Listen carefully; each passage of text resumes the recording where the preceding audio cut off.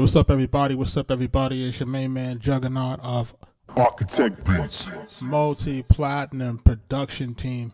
Welcome to the music production and beat making live stream. We're on every night, around 9ish. We're in late tonight. The intention is to get on at 9ish. Right now is approximately 10:15 Eastern Standard Time. But everybody knows that, my kids are off of school for the summer. So, we've been doing summer activities, and sometimes it takes me a little bit longer to get on live stream than I normally would like. But listen, we're here. We're going to make it work. We're going to do what we do tonight. Everything we do here is, what we do, we get on at night and we basically cook up some tracks, and show people how to use this MPC. New update came out today, so people are up in a rampage about the new update. Shout out Sean Anthony Baker. Give me 1 second here. I got something going on here.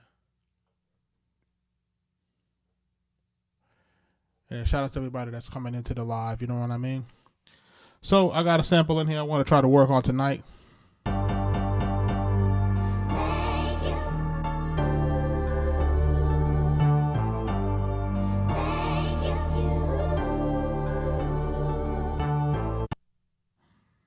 Make that a little louder.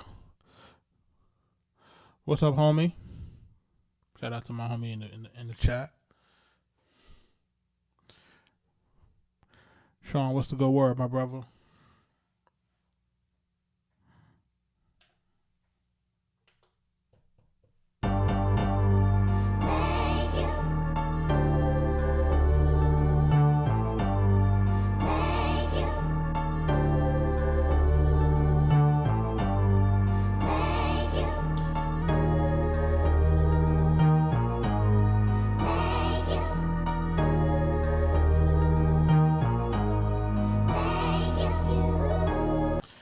We're going to do something a little grateful tonight, right? We're going to be thankful tonight. Thankful with the hip-hop that we're going to create tonight. Let's go. Rob, what up?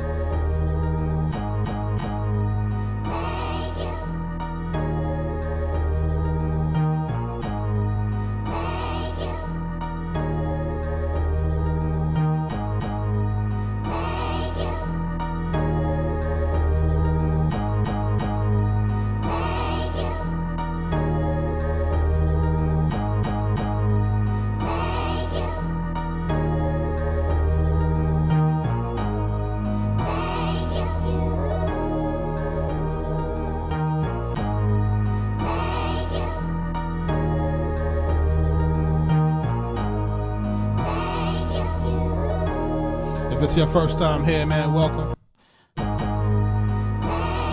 Make sure you're hitting the like button, subscribe button, you know what it is. Born Ready, I see you.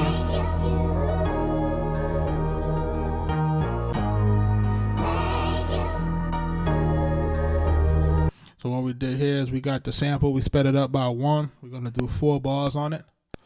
It's 89 tempo. Let's get it started again. Hold on 1 second. Let's go.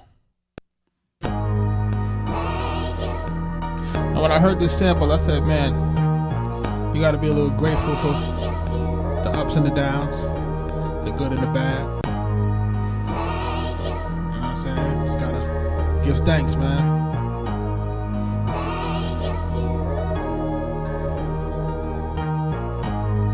You know what I'm saying? You get another day to try again, you know what I mean?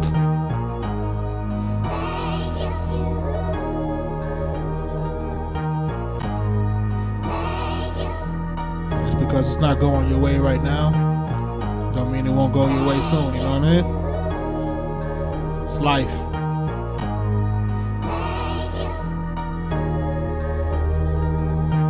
Shout out to everybody that's in the live.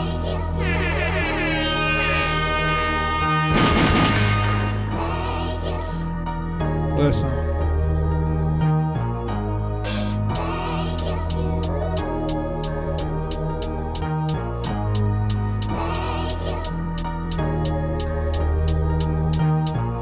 You got 16 level that.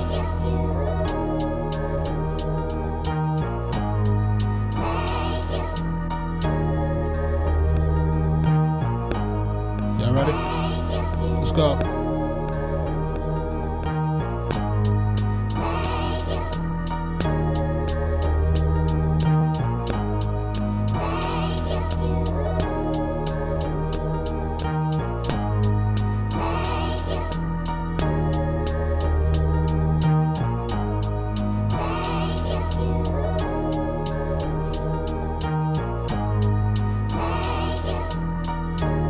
Shout out to everybody that's in the live. Listen, man, if it's your first time here, man, I'm Juggernaut of Arkatech Beatz. Multi-platinum production crew, you know what I mean?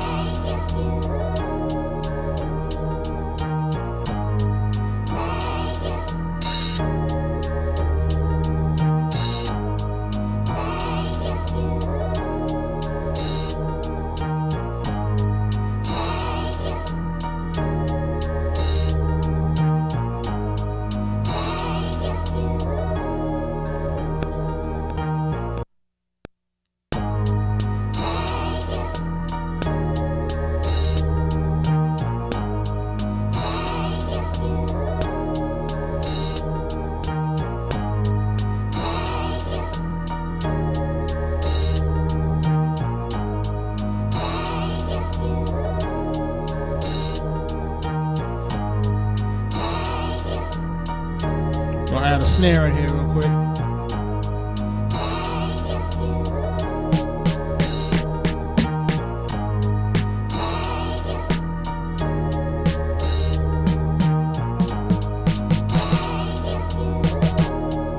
Gonna tune it up.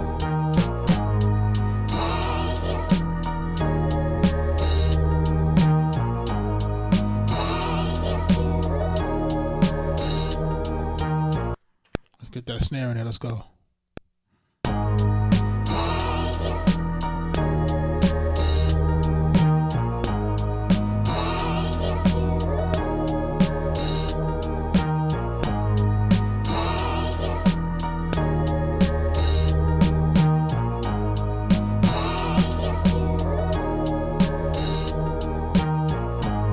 Shout out to everybody that's in the live.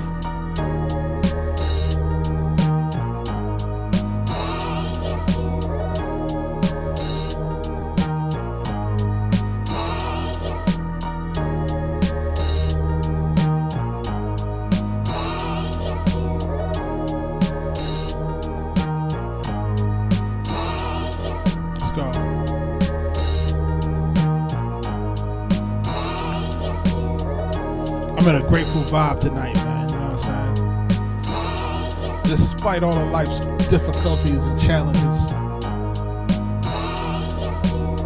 we're still trying to be thankful, you know what I mean? Let's go. Thank you. And no, we're not trying to go to church tonight. Let's go.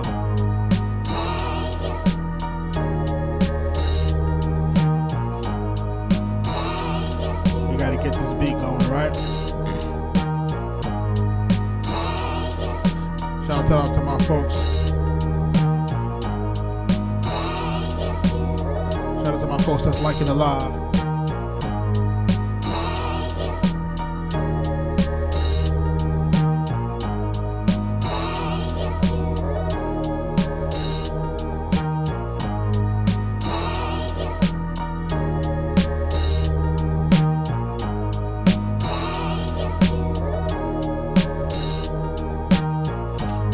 EQ on the snare. Get a little bit harder. Pause. No diddy. Let's go.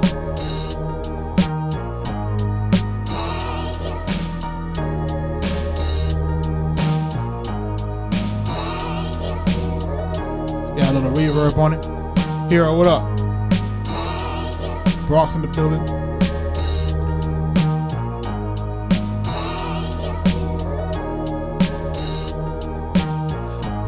Like I said, man, if it's your first time here, man, I am Juggernaut of multi-platinum production team, Arkatech Beatz, Big Pun Nas, Prodigy Mobb Deep, Jadakiss, The Game, Raekwon the Chef, RZA, Shorty Low, rest in peace. SB.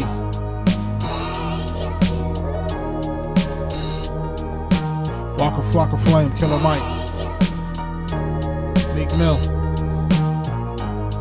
You ready?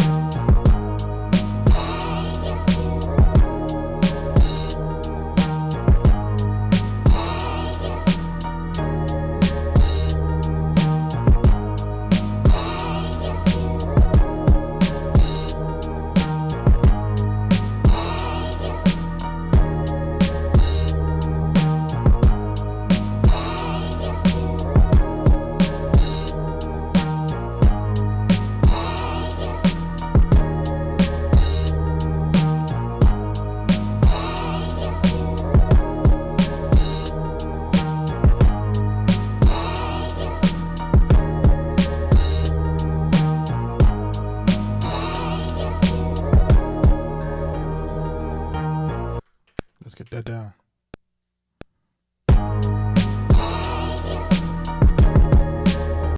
That's not what we want to do.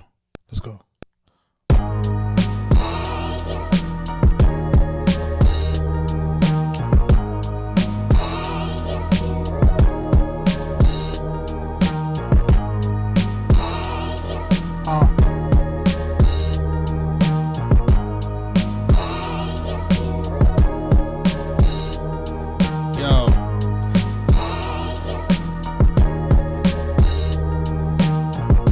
Thankful, man.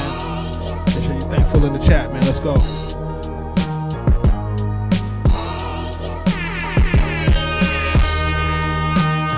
Kaz, what up?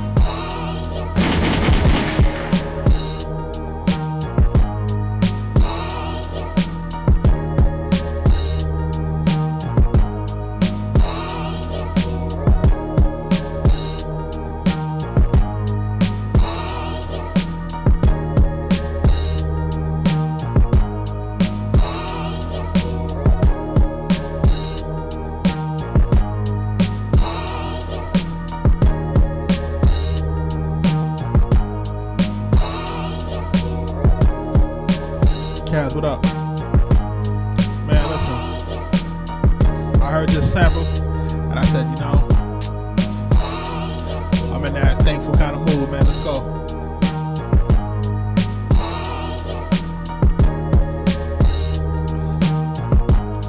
Got on a little late tonight, later than I wanted to start. And I was like, man, I don't know if I'll make it tonight. Gotta show up for the people. Let's go. Let's go.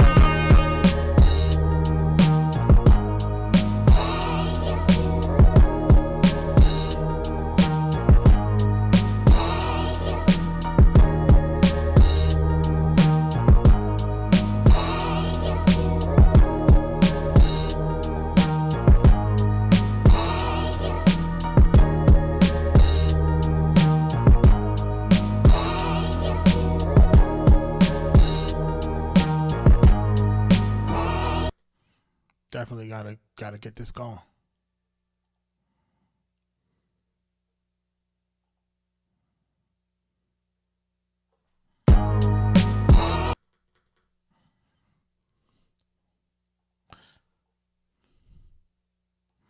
What we're gonna do is we're gonna try to do the stem separation on this. See what we can get going. Yeah, man, we're gonna add some low pass and we're gonna take this. We're gonna see what it can give us in terms of There's some elements in here that I believe if we stem separated, we'll get something good.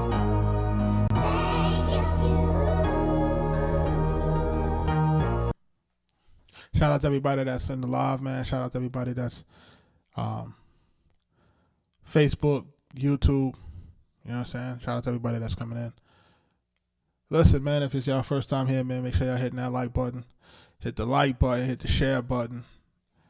Hit them roses, you know, keep hitting them, keep hitting them. Let's go. We want to get that algorithm to move around and do what it needs to do. Listen, man, this summer vacation is kicking my ass, man. I got to get used to these kids home, man. It's killing me. But, you know, and it's been raining for the last week. The whole week has been kind of raining, and then, you know, they really don't want to do nothing, and then it's like, I want to get them outside, and it's like, it's raining, and then it's like, they want to go to the pool, they want to do this, they want to do that, so it's like, it's crazy. But it's summertime, man, as a kid, right? Y'all remember them days. And I'm just waiting on this stem separation. For all my folks in here who are Akai users, I know Akai did the new release today, so I don't know who got a chance to download it. The new desktop release for 3.5.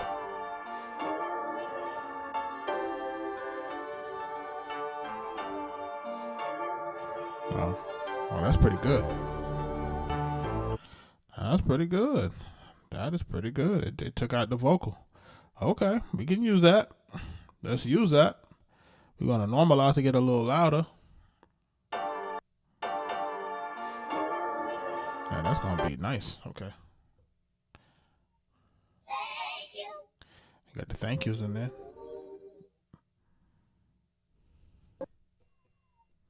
Let's go.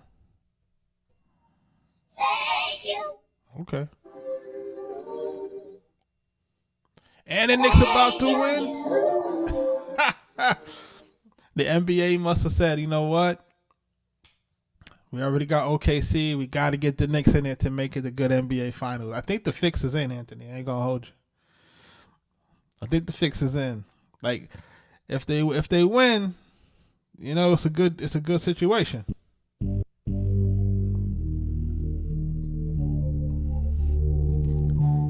Yeah, you know they need listen. If they need that New York market, it'll be a media frenzy.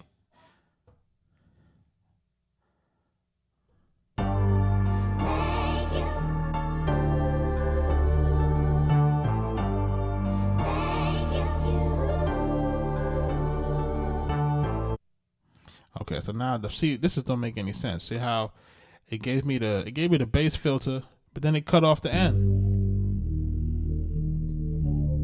Yeah, if New York make it to the finals, it's over.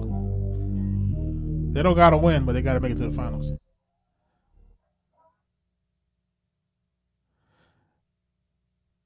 Listen, New York gonna bring a ton of money. They're not strong. They ain't gonna beat OKC. I ain't say they're gonna beat them, but it'd be better for the finals ratings, even if they get swept.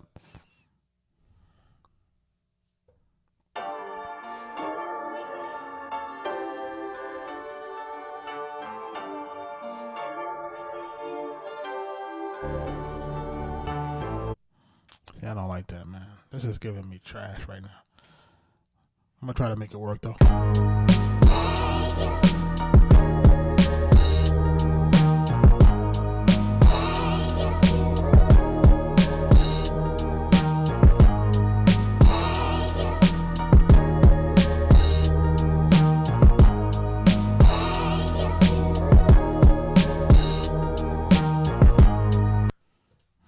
All right, let's get some of these other samples in here.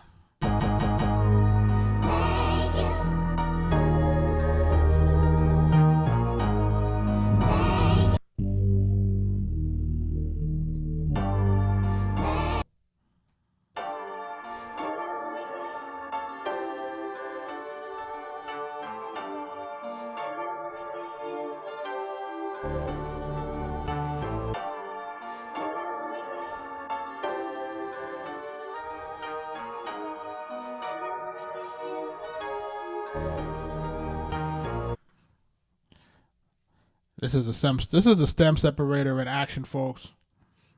You know, depending on what you get, man. If your sample is not that clean, the step separator can't really help you.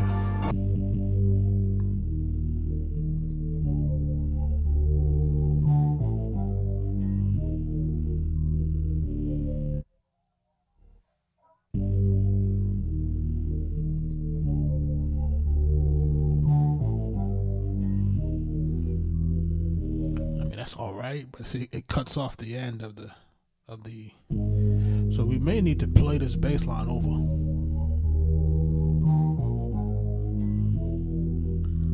which, you know, that's not far-fetched. You don't need to play it over.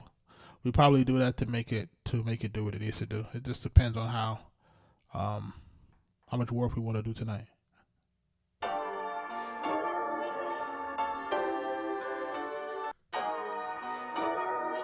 Sorry to get that in there. Thank you. Thank you.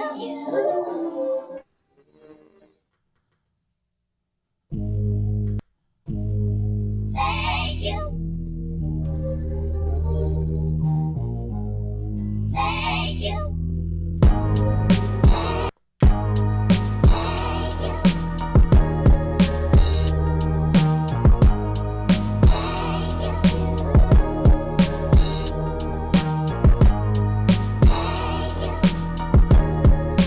Yo, shout out to Chocolate Boy Swagger, man. Today is his birthday, man. Listen, man, happy birthday to you, my brother. You know, coming into the live, you know, many more blessings, man. Any day that you can make it into life, man, it's a blessing. Happy birthday to you.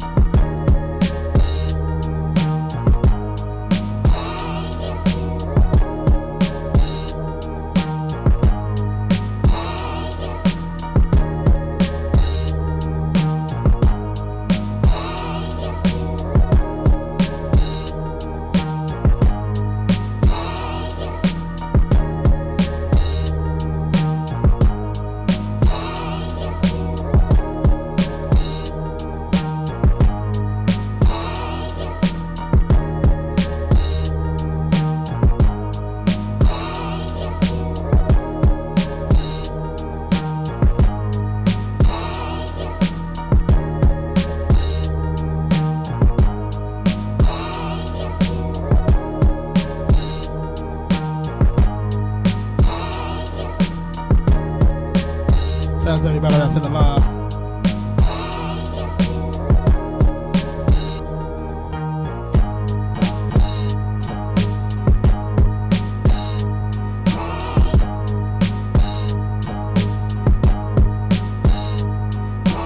Arkatech.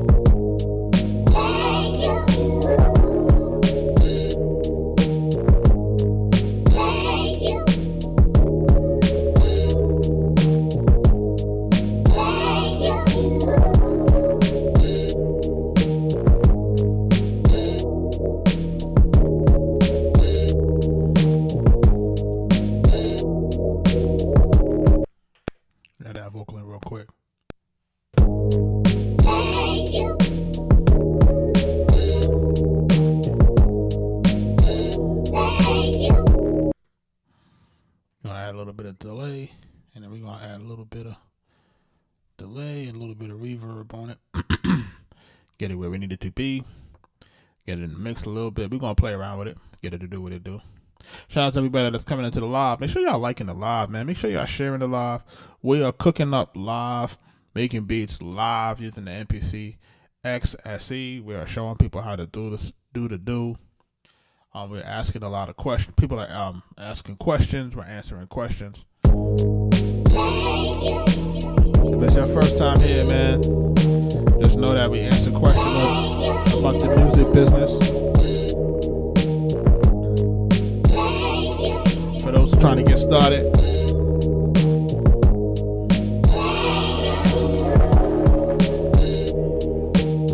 For people who want to know.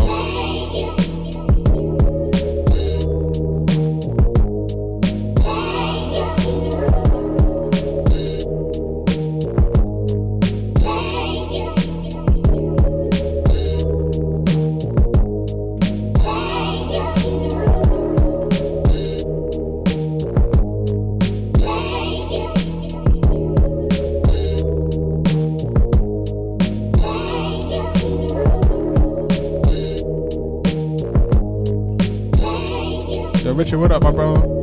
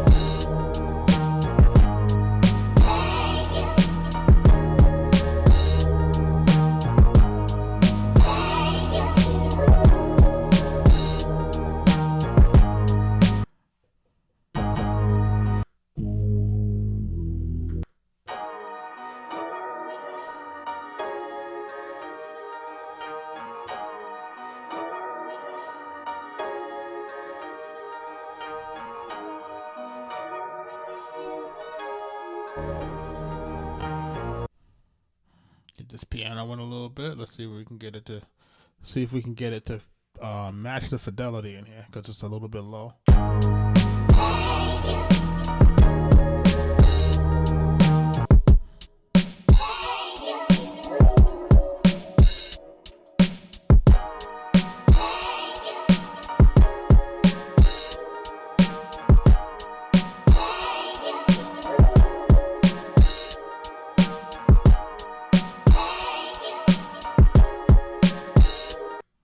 Let's get that in real quick. I'm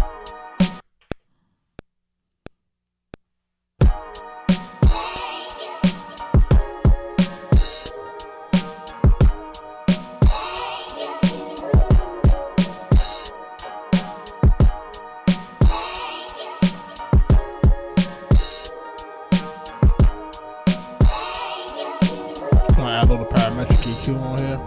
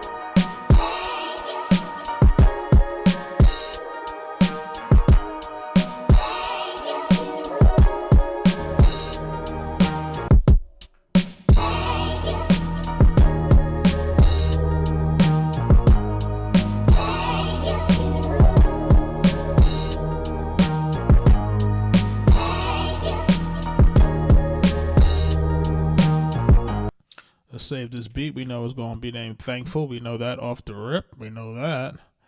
Shout out to everybody that's in the live, man. It's a Thursday night. We got started a little late. This beat called Thankful. I'll save that. Shout out to all the people in the chat.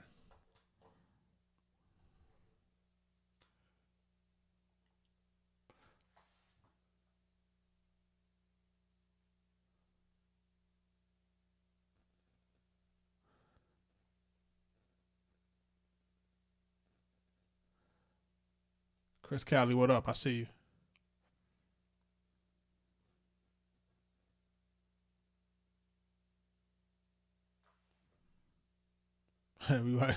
They say we watching Drug become a live streamer in real time. I wish. Shout out to you, Ashton.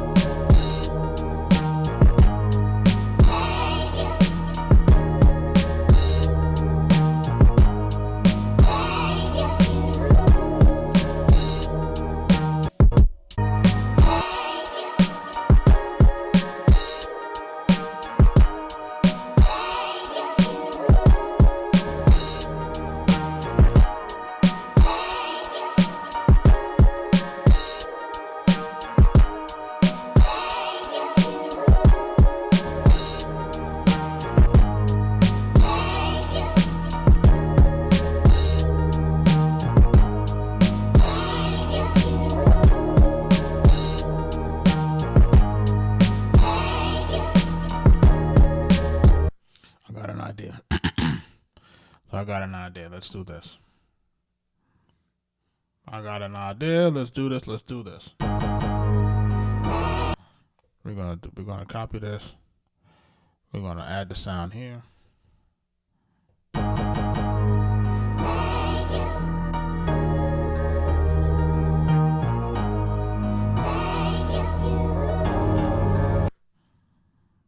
Gotta get the parameters the same.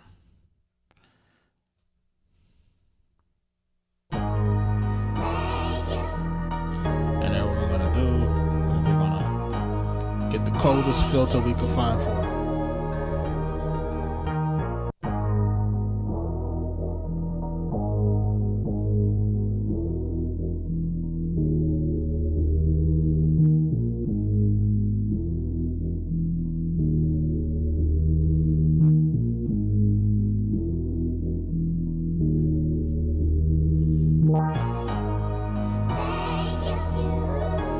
We can do it 2 ways.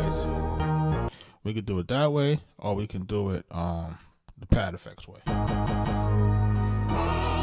me try the pad effects way.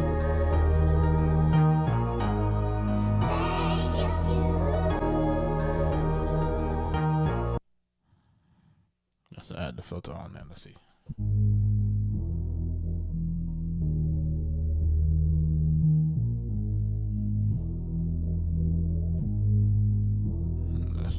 That's very low.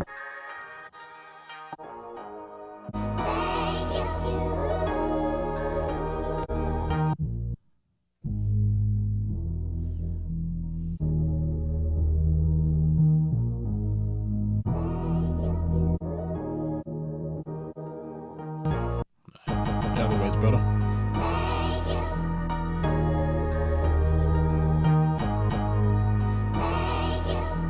He said, I could tell that 89 is my favorite. It's not my favorite. Let me tell you something. You know, remember what we're doing, right, Rob? We're coming into the, when we get into the, when we come into the live, right? And remember what we're doing, right? We're putting music out. And this is, you know, my advice to everybody. Remember I say night after night, I say, hey, put your music out, right? And what are we putting our music out for? For data, right? We want the algorithm to find, you know, people who are rocking with us, and we want the algorithm to help to curate our constituency or our customer base, right? Or our community. Let's put it that way. Let's call it a community.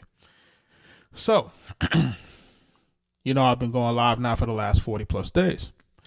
So, every night after the live is over, there are statistics, right? We see data. We see, certain beats at certain tempo, certain speed seems to get more engagement.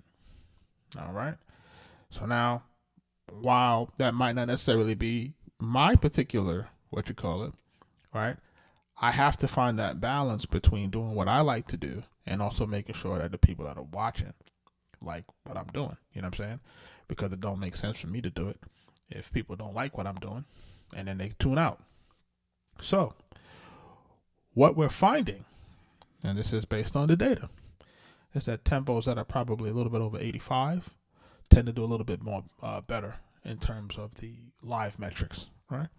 So this is stuff that we have to pay attention to, right? It's not just, hey, I'm doing what feels good to me, right? At the same time, I want it to feel good to me, but at the same time, I have to pay attention to the metrics. I have to pay attention to what's keeping people engaged. I have to pay attention to what keeps people coming back, right? Now, so I have to try to make sure people are entertained. I have to try to make sure people want to watch what we're doing. We have to make sure that we're answering the question. We have to make sure that we're paying attention to everything. You know what I mean? We're not really overdoing it, because again, we have to do what's true to us, right? Or it starts to become a chore. And that's what we're trying to avoid. We're trying to avoid it feeling like, damn, I gotta do this again. Because I really like coming on and pause. I really like being live, and I like being able to talk to folks, being able to ask folks asking questions, having folks being able to learn. You know what I mean? Like, to me, that's a dope give and take. We talking basketball, we talking life, we talking music business, we talking everything. Just trying to let people understand and stay motivated. Like, yo, we can do this. We're trying to do this. So I know that you said you could tell the BPMs, because listen, that 89 BPMs is really a New York sound. If we're being honest, somewhere around at 88, 89, 90, that's my New York era, my MOP, my tribe, you know what I'm saying? My Mobb Deep type feel, you know what I mean? Onyx, that's my era, those are the groups that kind of, shape my childhood, albeit negatively, but hey, it is what it is.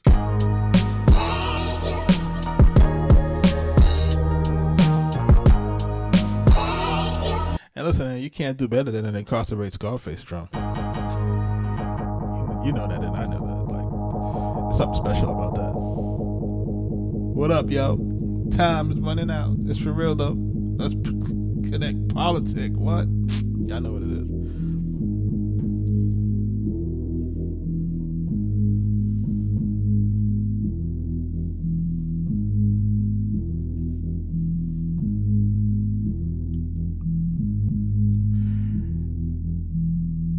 I'm gonna get into this trap bag too in a little while though, Hero.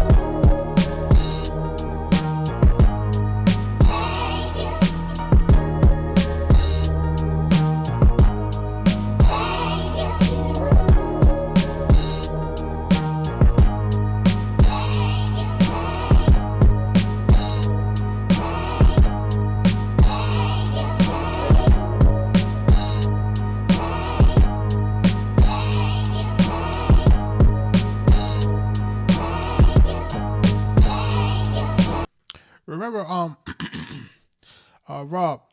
Rob Mully, he's saying he understands it seems that higher BPMs leaves more space for programming samples. Remember what happens is like this. And this is a this is a true story. This is a true story. This is the first time I got put on to what I call double time, right? This is the first time I got put on to double time. We finally get to Atlanta. This is like early 08, right? Or late 07. Late 07, early 08. We connect with Little Scrappy. Little Scrappy is just getting on with 50 Cent, part of the G Unit situation. And he was recording out of this studio in Atlanta off 14th Street. And we did a record with him,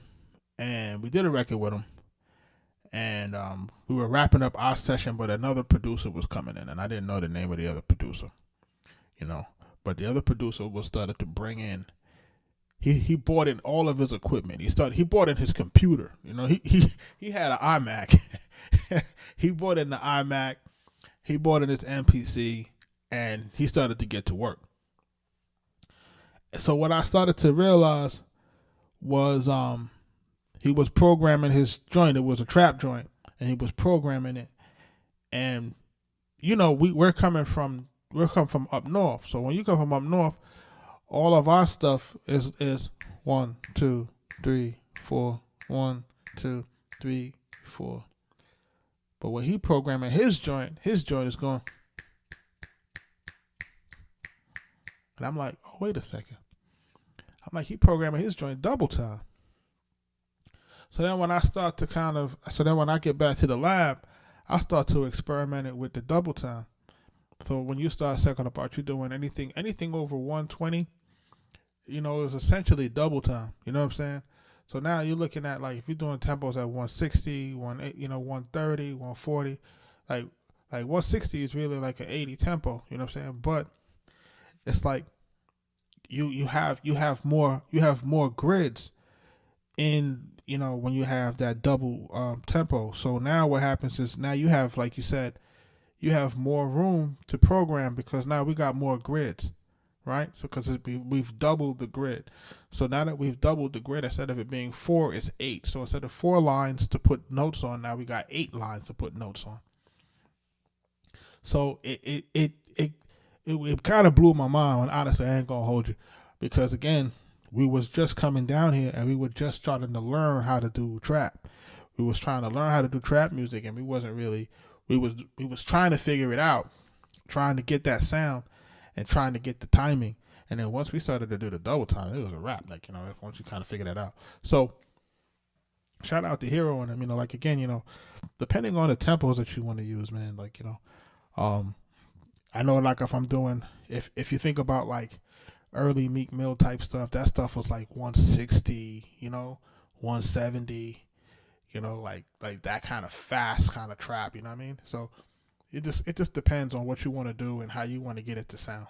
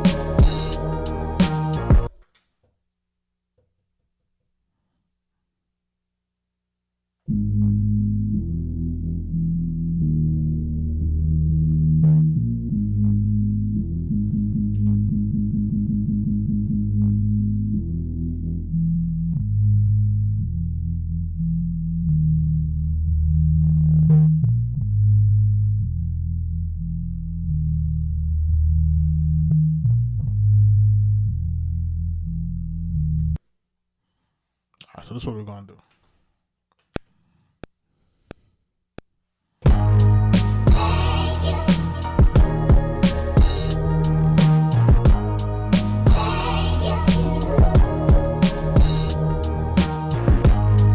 Right? Did I do something wrong? I might have. Hold on 1 second.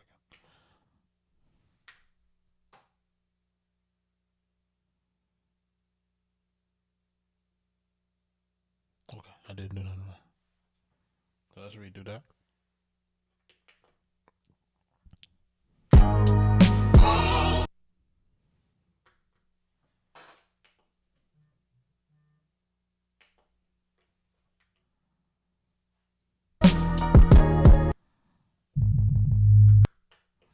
We're gonna name this the filter. And what I'm gonna do is I'm gonna high pass the other one and I'm gonna run them concurrent.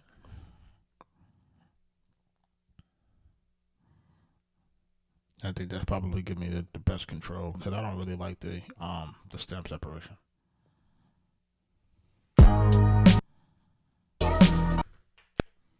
Let's go.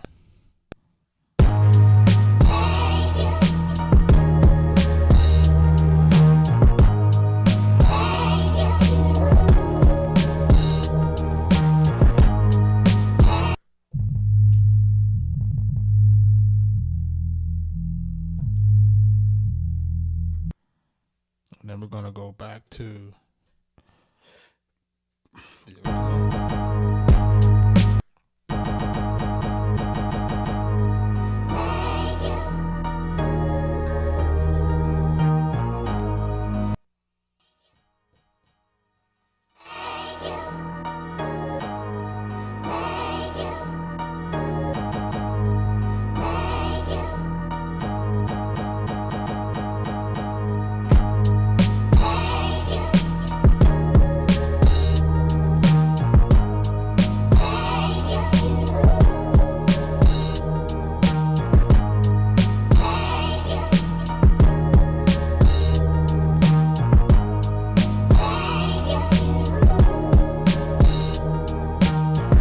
For those who are watching, you see what we did is we took the main loop, we high pass filtered on one side, and then we took the loop again, we low pass filtered on the other side for the bass line.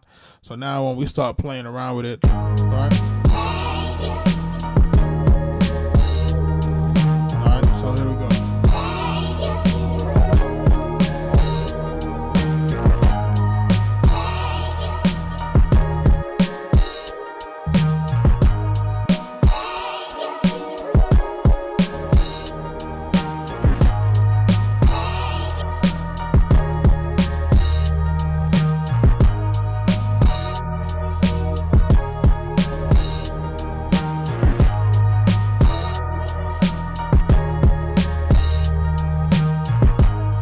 There's one part here that's a little tricky here. Hold on, let's hear it.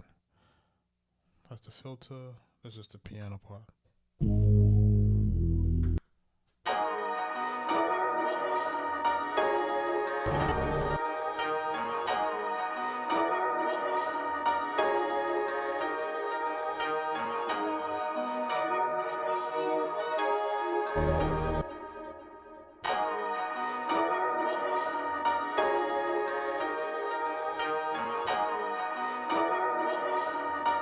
We're going to trigger it twice.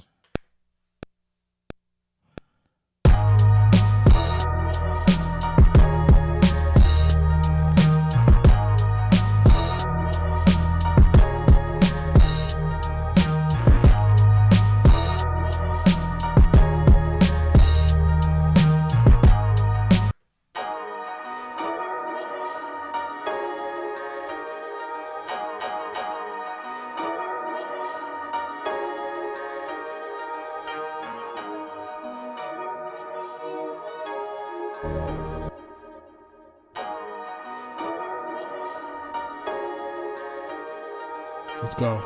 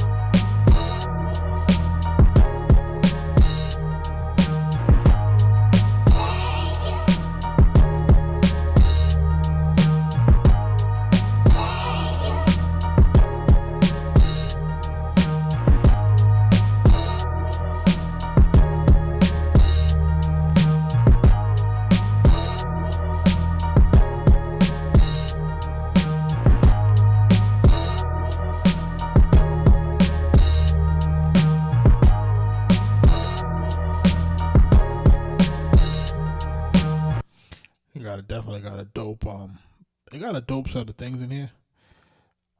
Like there's a nice organ in there, electric piano. There's a few more elements in there. Shout out Optimus Wave, man. Shout out to y'all, man. Yeah, if y'all got any questions for in the chat, man, hit me with the questions, man. What I want to make sure of is that I want to make sure that we're answering enough questions as it relates to the music business night after night. Like, yeah, we're making beats and I'm showing the process, but I also want people to make sure that they're understanding what's happening in this music business. I'm having some real world experiences in this thing, man, where what if I didn't tell you it doesn't matter if you had an attorney? Like, and there seems to be some instances where it doesn't matter if you have an attorney or not. If the opposite side has infinite money and you have your lawyer, it's like there's no comparison. It's almost as if you have no help, So I want people to really understand, like, listen, you have to make sure that you're going into these agreements with your eyes wide open. You have to make sure that you're getting everything that you need in the inception of your deal. It's too hard to fix after the fact. Like after you've already signed off and after you've already gotten your advances, and then if you're trying to rectify things, or if music is already put out and you don't have your contracts together, you don't have your paperwork together, it's very difficult to rectify. And depending on the label that you're going up against, it's damn near impossible. And they make it this way. They slow walk it. I have a situation where I've been trying to get the opposing counsel on the phone with my lawyer for 3 weeks. Okay? Like these folks, they want to send out one email a day at 6 o'clock in the afternoon, 6 o'clock in the evening. They don't want to have a back and forth dialogue of more than one email per day. Like this is what we're dealing with. This is what people are going to be dealing with, and it really doesn't matter what the level that you're on. Yeah, they want to make it so that you give up. So, I want people to understand that these things exist.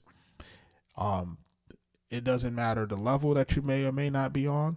You have to make sure that you're taking care of your business, man, so that when things don't go the way that you need them to go, you can immediately just initiate a different type of legal action.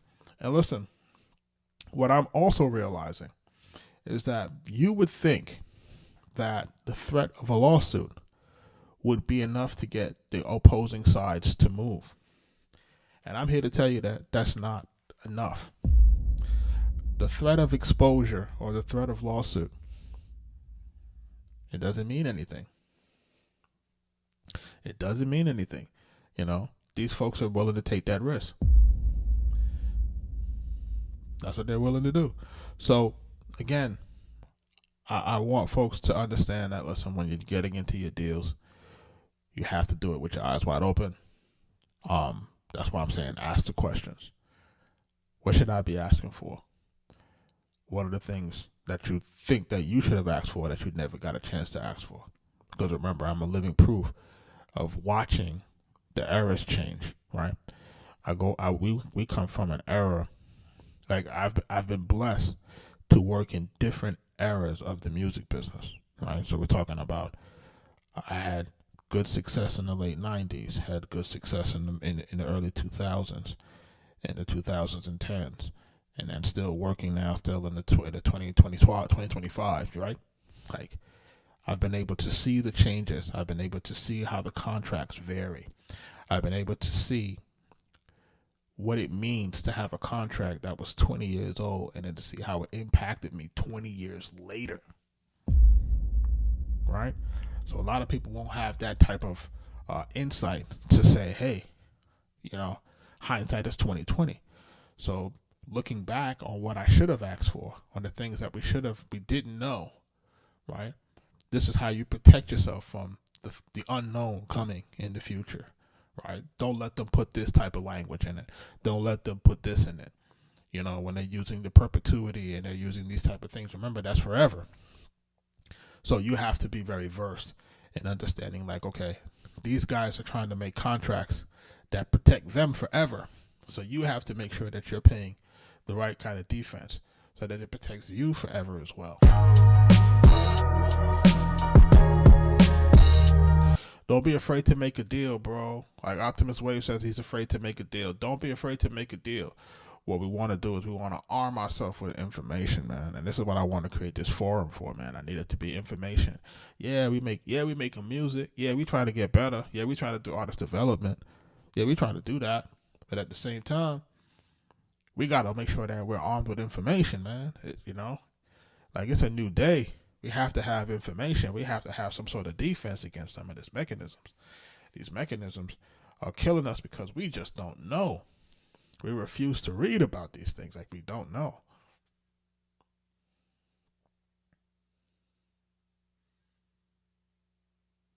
He said the mob is coming back. Yeah, we got to keep fighting. Listen, Rich, I got to keep fighting for it because it's mine. You understand? It's like, it's mine. Like, I'm not going to let you take it. It's mine. You know what I'm saying? If I'm entitled to it, if it's mine, then I got to fight for it. You know what I'm saying? And I don't care how long it takes. You know what I'm saying? Because now it's mine, and what's mine now it becomes my kids, right? So it's not even my legacy, it's my kids' legacy. We're talking about, something that can be the platform for my children, to start off with. You know what I mean? Remember, I'm starting from -0. And now what we're trying to do is we're trying to make sure that our kids don't start off from -0. We make sure that our kids got a plus 100.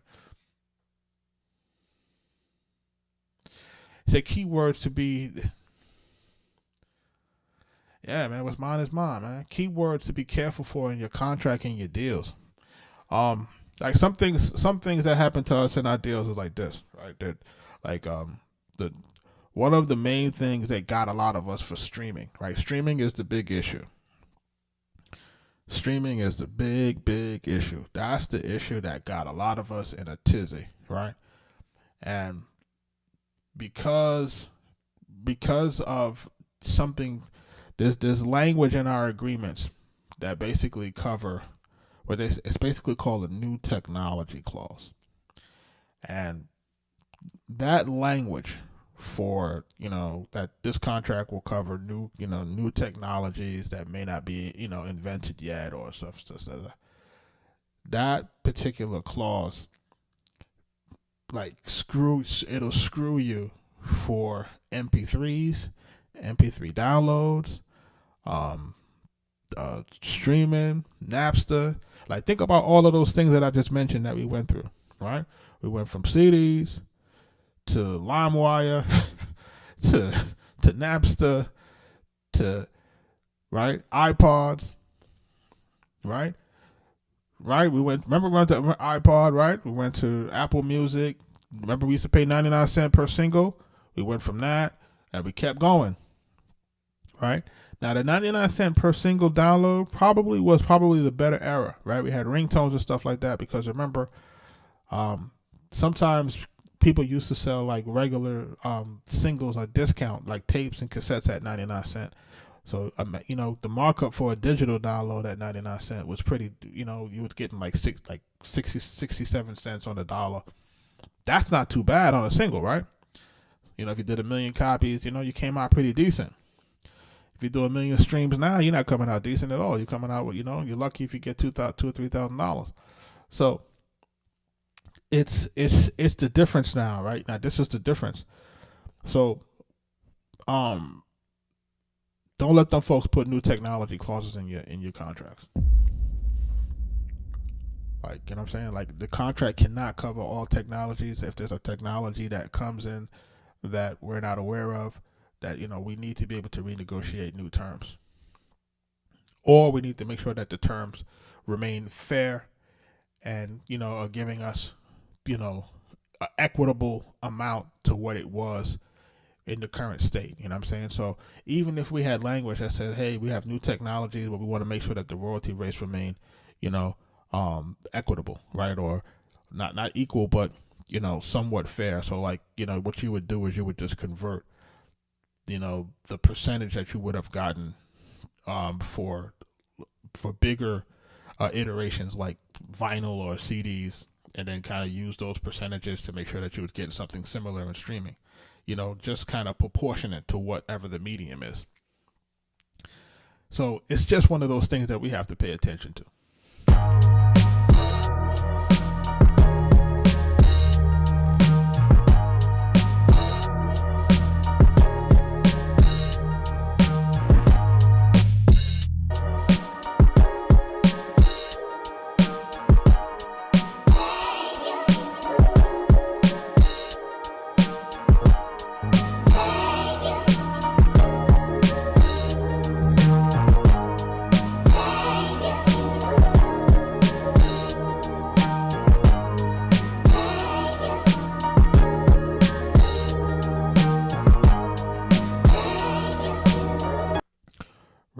Rich, thanks for supporting that. He said he picked up the music publishing book today. Digital is a very short. It's a nice read. It's going to be able to give you the information that you need to kind of give a good baseline on your music publishing, and it's definitely something that I want people to pay attention to.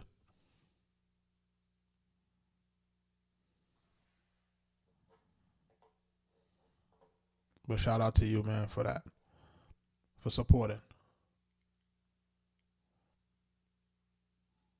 Appreciate you, brother.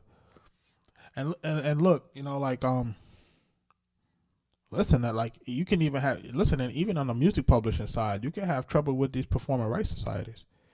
You know what I mean? Like there are things that happen with these performing rights societies that you wouldn't believe. You know what I mean? And that's part of the other thing that I was telling folks too. Is like, listen, you can register your song with ASCAP or BMI, but it's very incumbent on you to make sure that you're checking your registrations at least twice a year. You want to make sure you're checking your registrations, because what I have seen, especially if you're a person that's changing your publishing administrators. So say, for example, you with Song Trust, and all of a sudden you decide to go and you want to go to, get a Sony publishing deal. And they have to change who is in charge of the administration. So then you have to transfer all of the songs over to your new publisher with all of the correct splits to make sure that they're collecting everything. You got to go song for song. So if you got 300 to 500 songs like we got, you're gonna have to go through each joint to make sure that they're being collected correctly. Because what happens is this. What is what I've seen. I've seen us get left off of a record. Like, imagine me and my cousin, we got the same last name, right? And typically when you're naming people on a record, it's alphabetical because our last names start with D. We're early, right? So how is it on a record with maybe 6 to 8 writers, me and him are left off of it? How we get left off the record? And we work for the label. So we the A&Rs on the label. Our name is in the liner notes, right? Our name is in the liner notes. Our name is on the record. We work for the label. We submitted everything to ASCAP and stuff like that. But ironically, we left off of the record. That's fraud. You see what I'm saying? And what's happening is that these guys are sometimes trying to prioritize the registration of a larger entity. So in our case, it looked like Sony ATV might have submitted the publishing administration. They may have submitted the registration for that song after I submitted it. And then what ASCAP does is ASCAP will look at those things and they'll say, okay, they have a duplicate or they have a match, right? But they won't pay out on yours. They'll pay out only on the one that's accepted.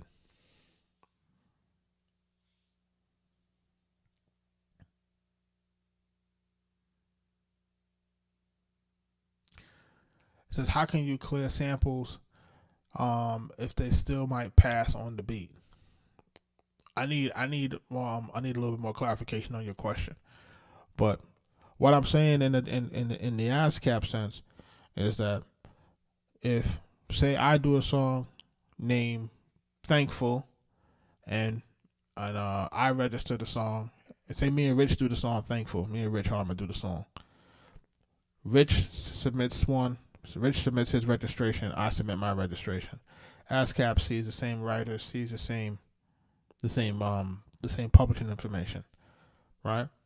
But Rich is a smaller publisher, I'm a larger publisher. 9 times out of 10, they're gonna go with my registration over his. So when he goes in his portal, he gonna see the song that he registered. It's gonna say, "Hey, it's a possible match." But when I go on my portal for the same song, it's gonna say accepted. So they're gonna be paying the royalty based on the work that's accepted, not the one that's the match, right? So now if there's a deviation, like say for example, I put that we get 75% of the record as opposed to 50% of the record, then that's basically it's gonna rob Rich of his 25%, but he don't know that because he's just looking at it and sees that his joint is registered in there, but it doesn't see that it's accepted. So these are the things that we have to look out for. Is very nuanced. What I recommend BMI ASCAP, I really go with ASCAP. I only have that kind of I have a BMI publishing company, but you can't really have both at the same time. So I created one, and but I most likely will probably do another set for my kids.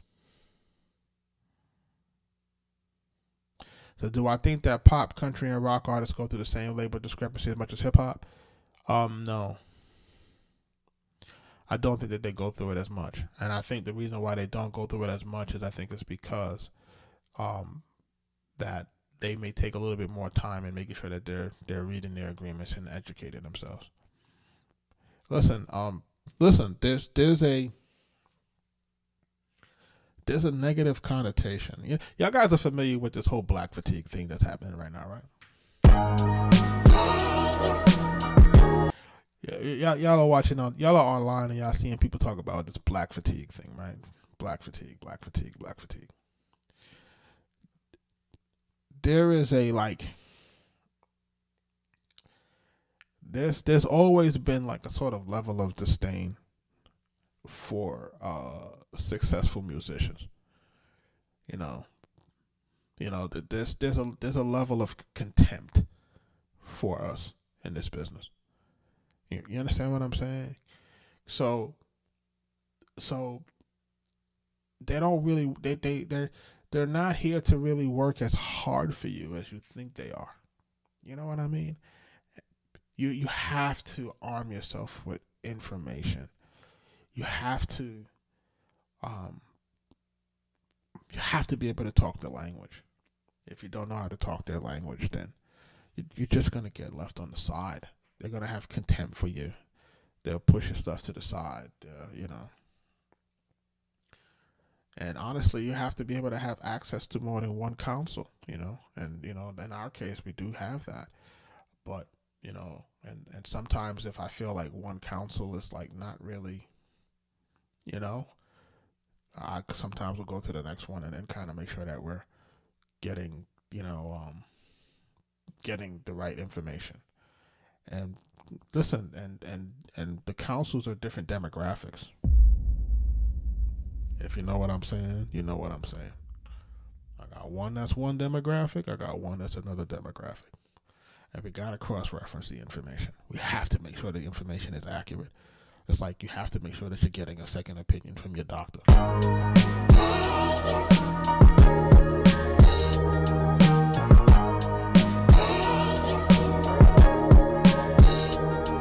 Right? And if I have experience in something, I can tell you guys I have experience in that.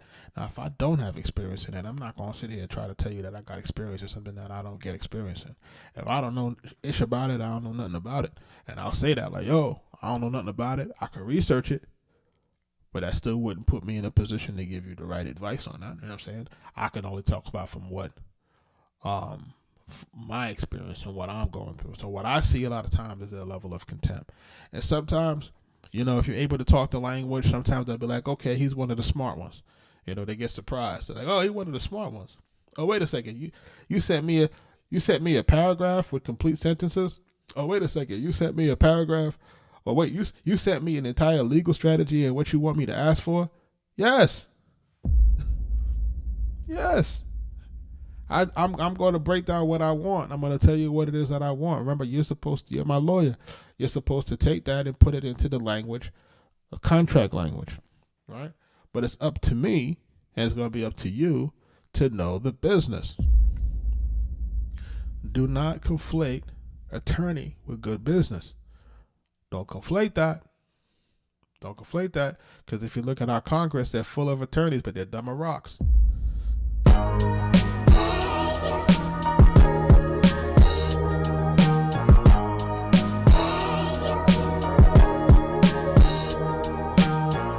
I'm saying? So don't let them folks fool you, man, because the attorneys make you thinking that they know more about business than you are.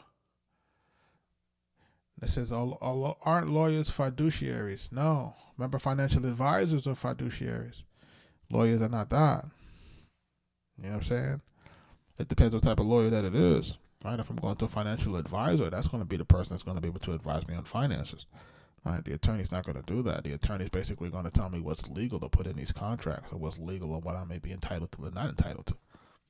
But still doesn't mean he's going to give me good business, right? Because, all right, let me put it in a better terms, right? If an artist comes to me today and says, hey, they want my music, they want to do a producer agreement, the lawyer basically going to try to send me. He's going to say, hey, here goes your producer agreement. Here goes your 3 to 5%, 3 to 5 points, whatever. That's antiquated.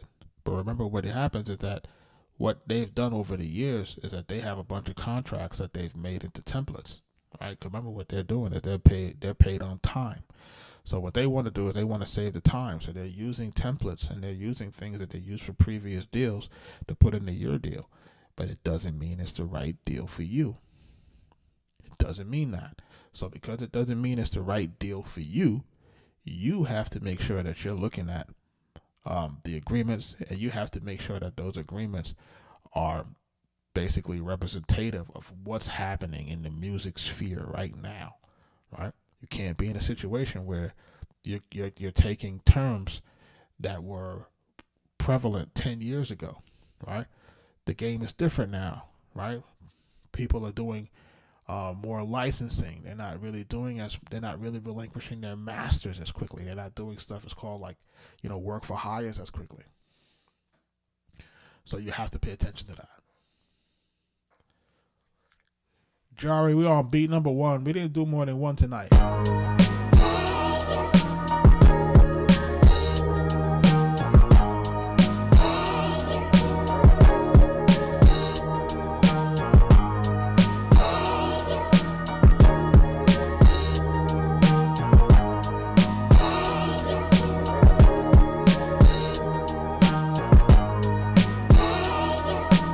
I want to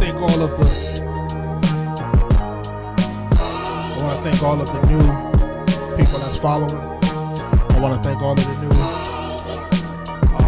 people that's giving gifts, super chats, people that are buying books, people that are buying tracks.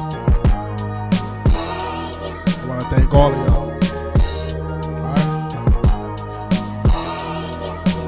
And what I want people to understand is, don't be afraid of this music business. Just get the information, man. You know what I'm saying? And then you got to know what questions to ask. So, it's just the stuff that I see. And don't get me wrong, man. I got good relationships with folks. You know what I'm saying? Like, I got good relationships. It's very important to make sure that you're making very good relationships. It's very important to be well read. It's very important to be well studied. And this helps for you to make easier conversations up and down. And when I say up and down, meaning like you're going to have people who are very, very, very highly educated, and you want to be able to make sure that you can have conversations up, and then you have people that are gutter, and you got to have people that have conversations that are really down, right? So for those who work in corporate, or those who've ever been there, if you've ever been in corporate, excuse me, and you've ever had to, if you ever had to manage people, right? You may be managing older people, you may be managing younger people, right? And you have to find similarities with these folks so that you can connect with people on personal levels, so that you can have better conversations. So it's always these type of things that you have to be well read and well studied, so that when people are talking different things, they want to talk sports. Okay, you might not be the most sports person, but you at least need to know, who's winning who's in the playoffs, who's here, who's doing this, who's going to be the MVP, so you can have what we call high level conversations with certain people. And I give you an example. The other day I was on the phone with my lawyer, and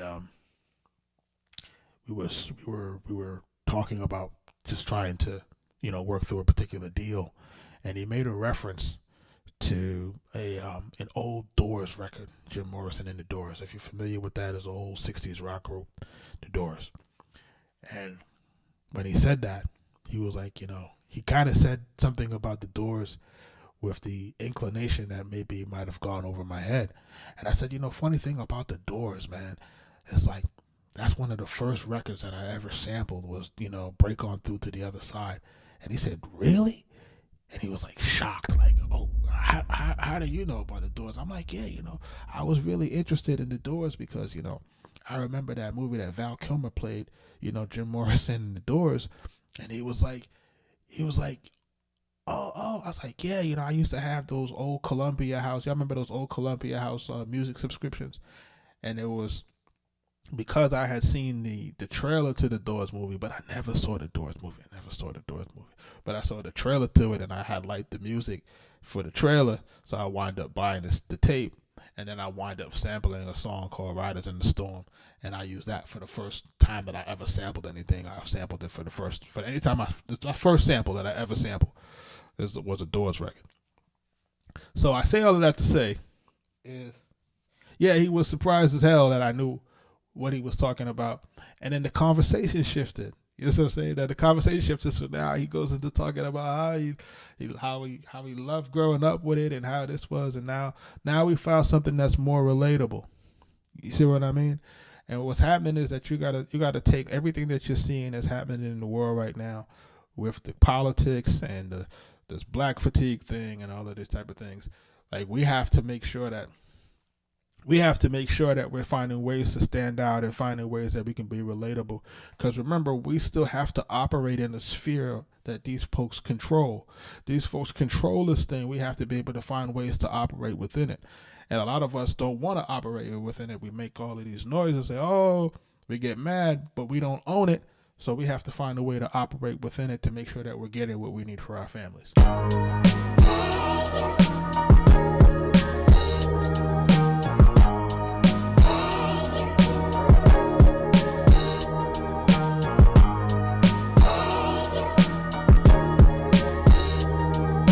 Yo, is there anything that I regret about my career? Let me tell you. Let me tell you what I regret. There are two things that I regret. And I shouldn't say that I regret. There are two things that I wish we would have did better. And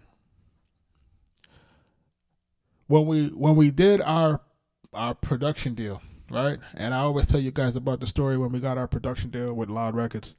And it was basically, it happened in a bathroom of the Hit Factory in the studio, right? We played Raekwon's album in a listening session with Nas and Old Dirty Bastard and RZA and Track Masters, and everybody came through for Ray, and we listening to a second album, and this album is blaring through those speakers. It's going crazy. People love this album. It's nuts. Steve Rifkin and Rich Isaacson says, hey, Mike, Jug, we got to talk to you right now. What do you guys want? You guys produced a phenomenal album. You did a great job as A&Rs and producers. What do you guys want? It's like, man, we want to get a production deal. What's up? He's like, done. Whatever, right? Cool. Remember, Mike worked for the label. He was a full-time employee as an A&R. I was an A&R consultant brought on through Power and Raekwon, right? So that's how I got my A&R credits inside of Loud Records, is through a consultant role through my cousin, because he was the one that was hired there, and then I wound up coming on as a consultant. So when we did that staff production deal, what we did is we put that in his name, right? So it went to him. But it was to him. It was in his name, but it still went to our company. What we should have done. This is what I should have done back then. We was in the loud system, and we had the production deal. I should have took my ass to Def Jam.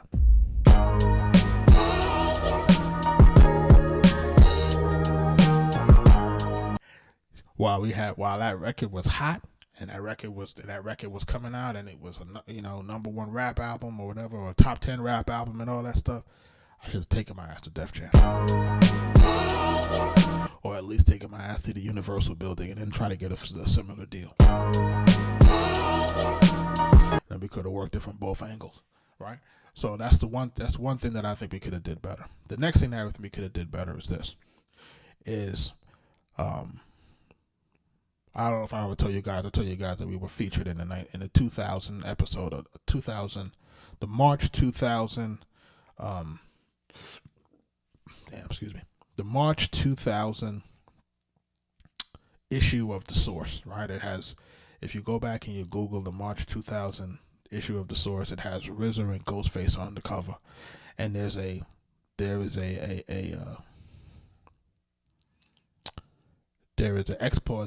expose or whatever on the producers of the Millennium, and it was written by Riggs Morales. Riggs Morales was a Shady A&R. He was an A&R for Shady, for Eminem and those guys. Now he's one of the top executives over at Def Jam, and he works with the Grammy things really closely. Riggs and Mike were good friends. He called us and he goes, "Yo, I want to feature you guys for the work that you did with Pun, Nas, Raekwon. I want to feature you guys as one of the producers of the Millennium," right?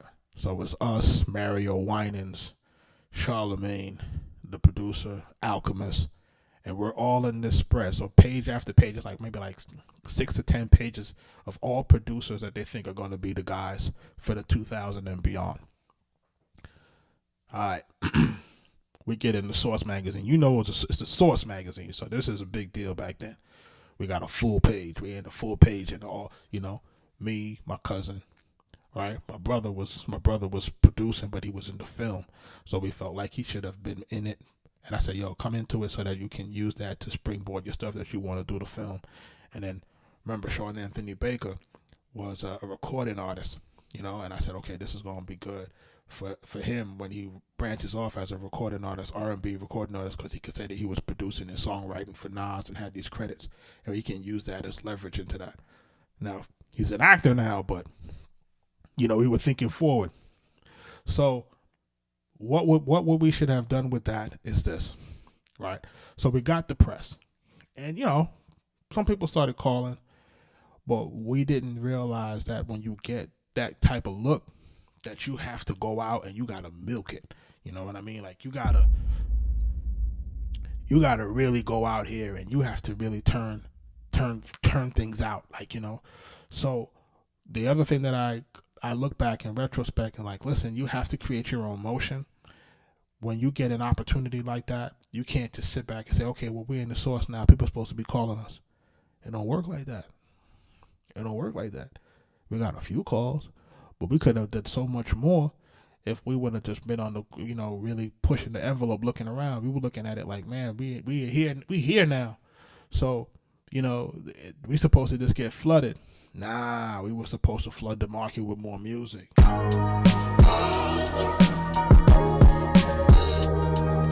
And that's what has to happen in this day and age. You got to flood the market. You got to come back with more records, more music. You got to keep flooding. You got to keep coming out. You know what I'm saying? You can't take your foot off the gas. You got to make your own motion. So even when you get a good look, it's cool. We got to look, but we got to keep moving. You can't be on the situation where you get into a magazine. 'Cause listen, how old am I back then, right? We're talking about I'm 25. I'm 25 years old. You know what I'm saying? I'm 25. I got a pocket full of money. I got music coming out. I'm working with the best artists ever. I had got to a point where it was just kind of like, man, I started to feel depressed. Low key, I got depressed. I'm like, yo, you know what I mean? Like, what else is there for me to do? You know what I mean? Like, I started to feel like I didn't have nothing, you know, not realizing that I had to create new goals for myself. I had to create new goals for myself. Like, you got complacent. Like, I had to create new goals for myself. I started to feel like, man, I'm just okay. You know, I started to feel like, you know what I mean? And then I started to kind of say, okay, do I want to even do this anymore? Do I even want to be part of the music industry anymore? Like, you know, there's a lot of pressure. You know, a lot of different things is happening. Pressure, you don't know if you want to continue doing that. You don't know if you want to just be regular. You know what I'm saying? And for a long time, you know, I just tried to really just blend in. You know what I'm saying? I try to blend in. I'm like, I don't really want all the pressure, the music industry pressure. So that's another thing that I also wish I'd have did differently. It's like, yo, man, you can't blend in, man. You can't dim your shine. You can't dim your aura. Like, as much as you try to, you can't. You know, you are who you are, and you have to embrace who it is that you are. And for a long time, I was running from that. I was like, man, you know, I don't really want to be, you know, that guy. You know what I'm saying? I don't really want to be that guy. I'm cool just being, you know, playing the back. I'm cool on that. I'm cool, you know. You know, on that humble stuff, you know what I mean? But the reality of it is that, you know, and I have a saying like, hey, you know, being humble is cool and everything, but, you know, too much of that humble pie will choke you, man.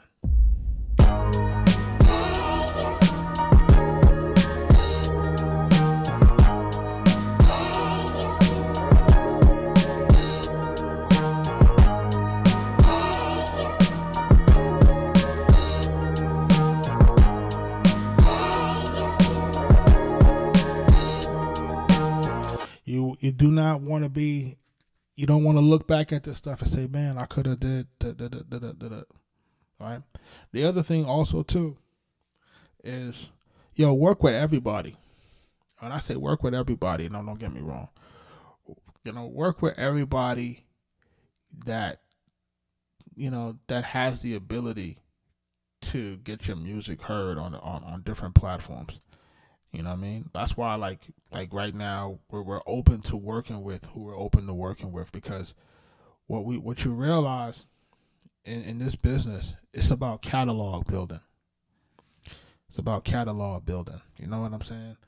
And sometimes what happens too, as producers, you can get caught up in chasing the guy that you feel is hot. You know what I mean? Like, oh man, I want to get with this guy. This guy's hot. You know what I mean? I don't want to really work with this guy. This guy's kind of lukewarm right now. Oh, this guy not really doing nothing. He can't really do nothing for me as far as my, you know, expanding my base or whatever. Can't think like that. You got to be building relationships. You got to be putting out music. And your music got to keep it landing on different projects with different people at different times. And remember how it works. Everything that you're doing is you're planting seeds. And over time, those seeds will grow into different type of plants. And before you know it, your whole garden is full. So, you know, you just gotta keep doing what you're doing with that.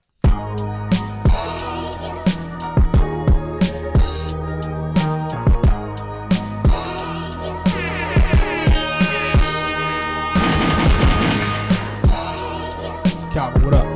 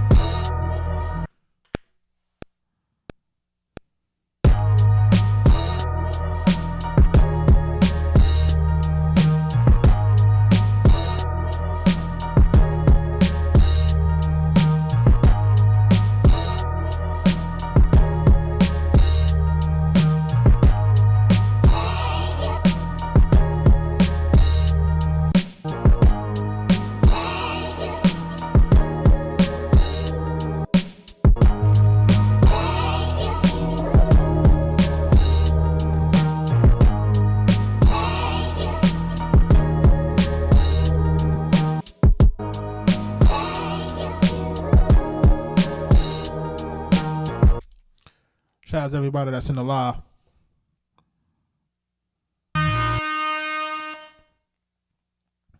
Shout out to everybody that is in the live, man. Shout out to everybody that's following, new followers, new gift givers, new book buyers, new beat buyers, everything.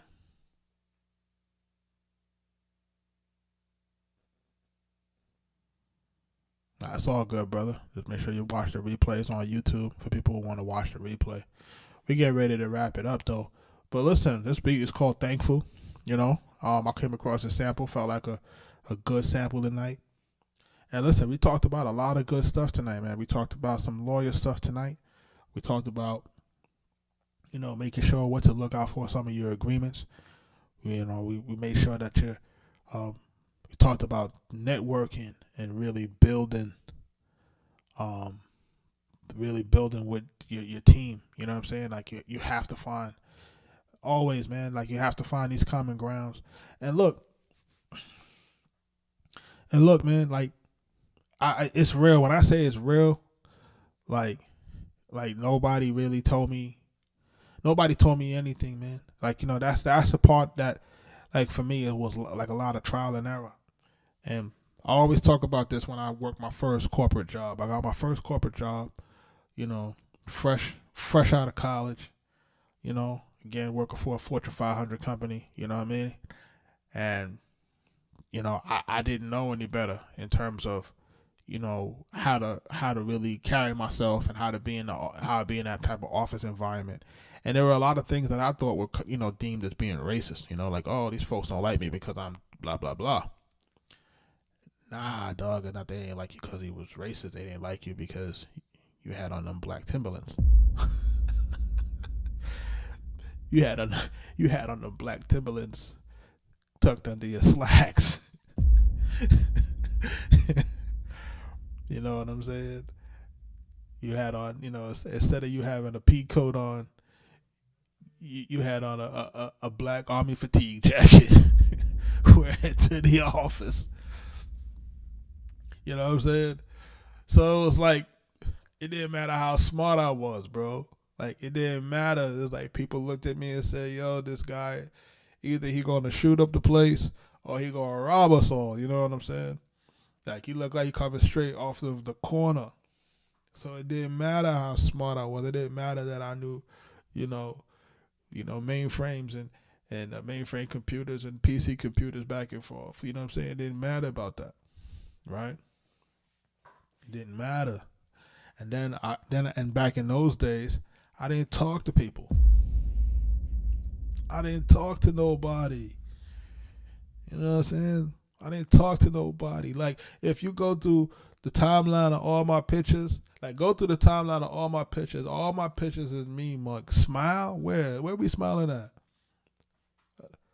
I come from an environment where you can't smile, man. Like, you can't smile. Who you smiling at, bro? You know what I'm saying? So it was a lot of stuff that I had to learn, and, you know, I didn't know. You know what I'm saying? Like, I just didn't know. So what I try to do is I try to really bridge the gap for a lot of people. Like, listen, you know, like I said earlier, people are going through this whole thing with this black fatigue thing. It's not really a black fatigue thing. It's that a lot of us just don't know better, bro. Like, this is keep it 100, keep it a stack. We just don't know any better. You know what I mean? When I go to a restaurant with my kids, I gotta say, okay, listen, you can't do that at the table. You can't do that at the table. You know what I'm saying? They've been going since they're little, so now they know that when you go out to the restaurant, you gotta be quiet. You can't do this. You can't do that. So now you could fit in those spaces where you typically wouldn't fit in, right? And this is part of the issue, is that we're not willing to learn, and we're not willing to follow the rules of the game. We're not willing to learn the rules of the game. We're not willing to learn the rules so we can play a better game. You know what I'm saying? Remember, these guys still own the game board, so they can always change the game middle of the game. So that's why we kind of keep looking like we're going in a circle, because these guys like to change the rules in the middle of the game. But listen, you still got to learn the game, you know, until you can make your own game.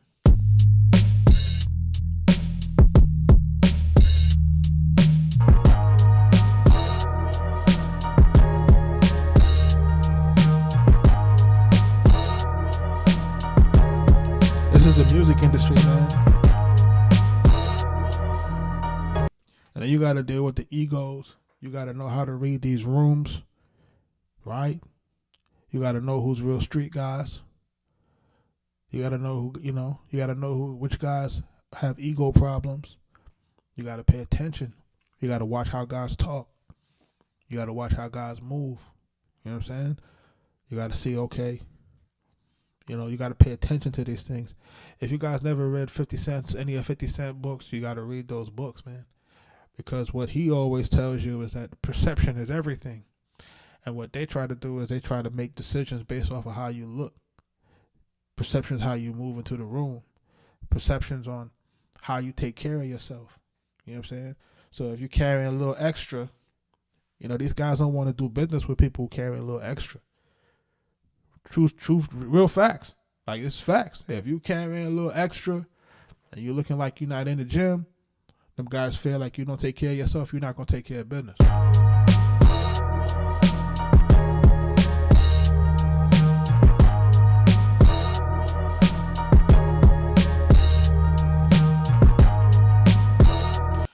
know what I'm saying? So it's stuff that you got to pay attention to, man.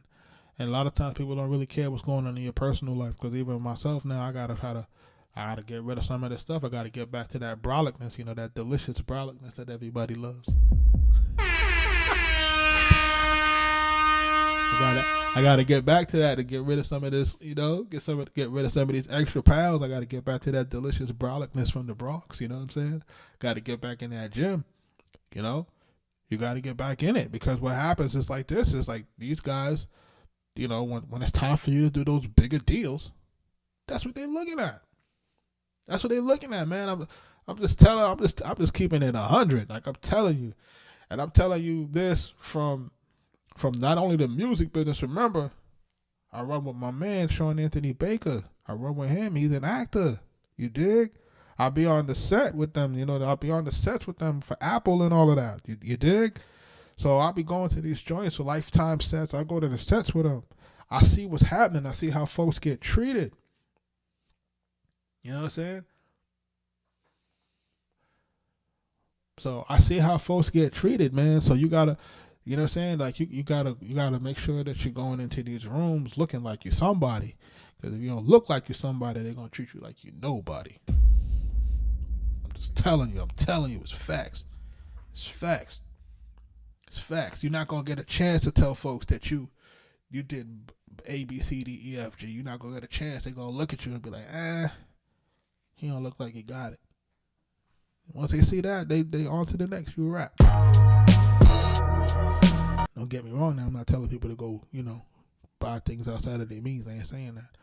But there's no excuse for not being clean.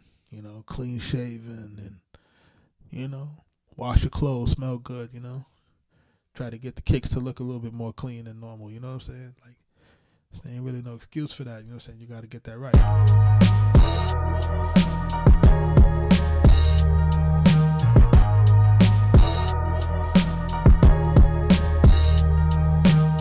I'll give y'all even a better story. I'm gonna give y'all a better story as a good example of that.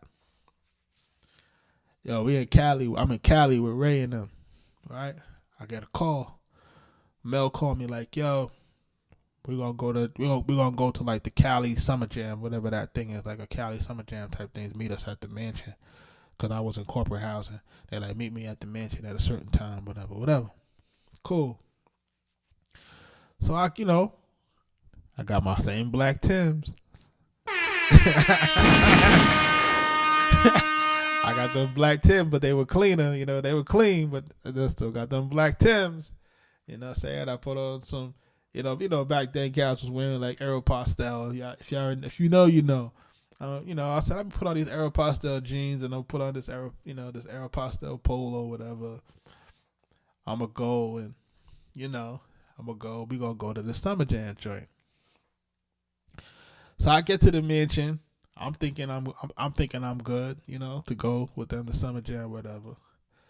Yo, I kid you not. Ray took a look. He looked at me. He looked me up and down. Cause remember now he wearing Gucci. You dig? So he got Gucci from top to bottom. He looking at me like, where you going like that?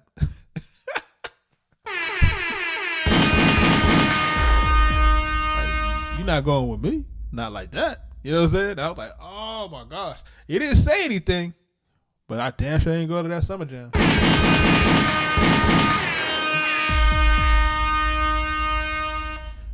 You gotta understand, man. I'm like, okay, that's the first and last time I was gonna be treated that way. That's it. After that, we had to get everything on point. And it's not like I ain't have fashion sense. I just didn't want to spend the money. You know what I'm saying? But in that business, you got to understand that it's a presentation. You know what I'm saying? This is the music business. You know what I'm saying? And even if you were in corporate, and I'll tell people again, even if you in corporate, listen, how you look. You know what I'm saying? Is them shirts clean? How your shoes look? You wearing watches? What you looking like? You know what I'm saying? Are you clean cut? What you looking like? You smell good when you go into the office? What you looking like? I bet you advance faster if you look better.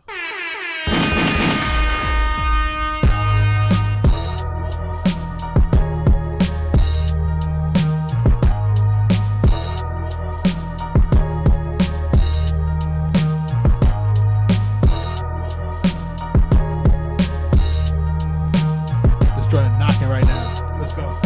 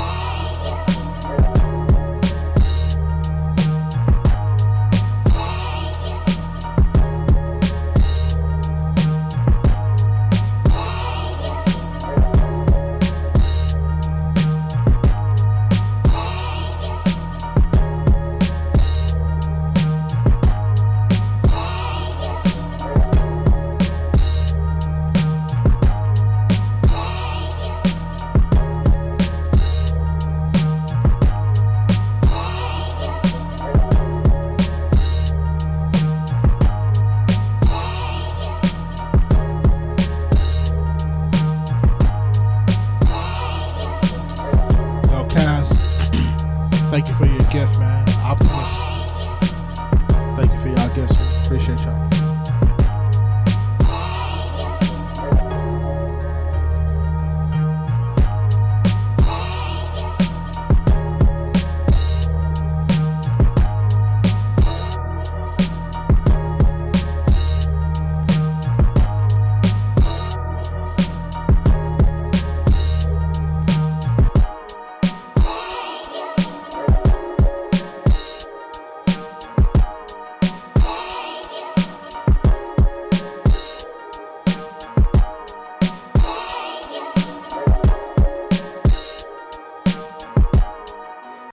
Yo, before I sign off, man, does anybody else have any other questions, man?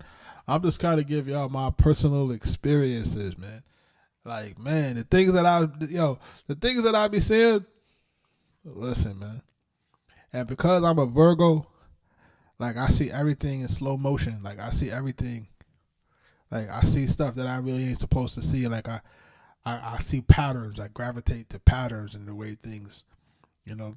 Like, I see things, like I'm blessed to see nuance, but I think I'm cursed at the same time to see nuance. So it's like I be looking at stuff like I get to see things in real time. And people be like, yo, you noticed that? Yeah, I noticed that. It's just the way that I'm wired. So, yo, yeah, these experiences are real things that really happen to me. And like, I'm really out here looking and I'm like, okay, you know. Yeah, Virgo gang, man. Like, you know what I'm saying? Like, y'all know what it is. So it's like I'm always out here looking, and I'm checking things out. I'm seeing how things work, and you know, and to me, it's my job to bring that stuff back to my team. You know what I'm saying? If I'm running a team, I gotta bring that information back, and I gotta make sure that we're not making the same mistakes, man, more than once, man. You know what I'm saying? Yeah, one time is okay, but the second time, we can't keep making them same mistakes.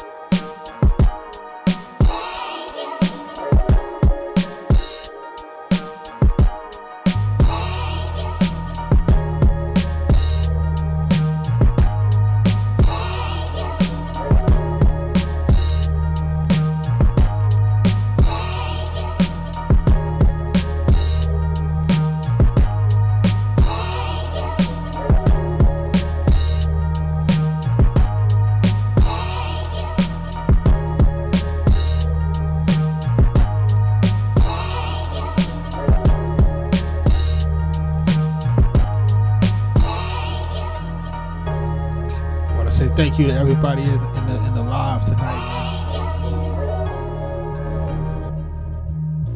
I guess the greater question now is like, what are you guys gonna do over the next couple of weeks in terms to move your situations forward?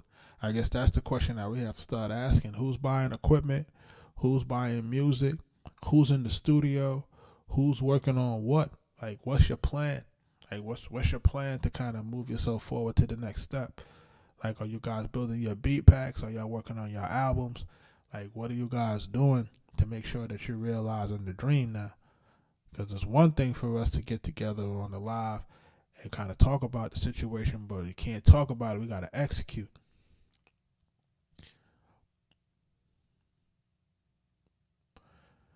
That's right. You make beats every night until you got money for the next step, and that's part of the game. Like, you got to make those choices every night. And listen, when you're making joints, man, make sure you're putting the joints out, because what can happen is, even though you're making music, if you're putting stuff out, you never know. You can kind of get somebody might want it, and that can help to get you some additional resources in terms of getting paid, that you can move to the next step faster. So, make those records, put those, make those beats, put those beats out. Let's see what happens.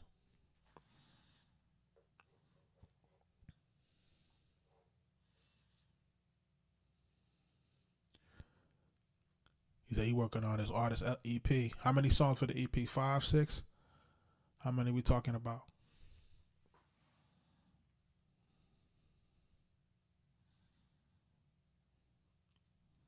Yeah, remember when we talking about putting out EPs and stuff, when we talk about putting out those songs, remember, you want to make sure that you can find as much micro content along with the larger content as possible. So say, for example, you're putting out 6 songs. Say you're putting out 6 songs on that album. You know what I'm saying? We want to make sure that there's like another 40 pieces of content, you know what I'm saying, that's going to accompany those 6 songs, so that we can find ways to make sure that people can get interested and invested in it. Yeah, we want to have as much content for each song as possible.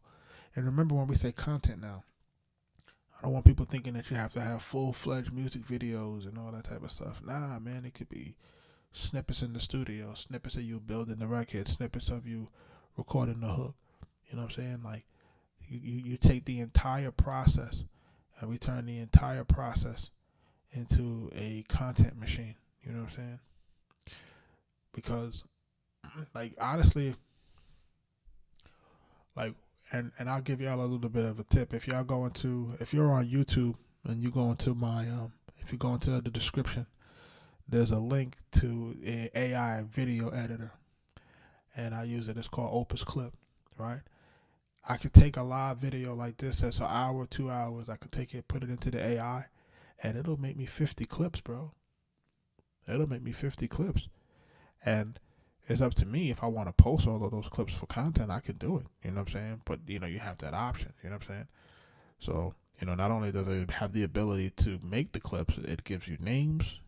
It'll rank it in terms of virality, on like a virality score. It'll give you descriptions, and it'll give you hashtags. So, these are things that you have to make sure that you're paying attention to. You know what I mean? So, make sure you're checking the links in my description on the YouTube, on the YouTube page for the live videos, and you'll see like all of the tools that I'm using. I'm using all of those tools. We're using like Shopify, everything that I'm using, they're all there. Like, the list is there in terms of the stuff that we're using. What we use to print the merch. If you notice, I got ABE merch and stuff. Like, everything is there. So, like, these are the things and these are the tools that you guys are going to have to use as you're running through your career, especially as musicians. And listen, if you're a producer, you're not exonerated. Remember, if you're a producer, you're still an artist. So you still got to build all of that stuff like you're an artist. So you're not exonerated from it. You're not exempt from it.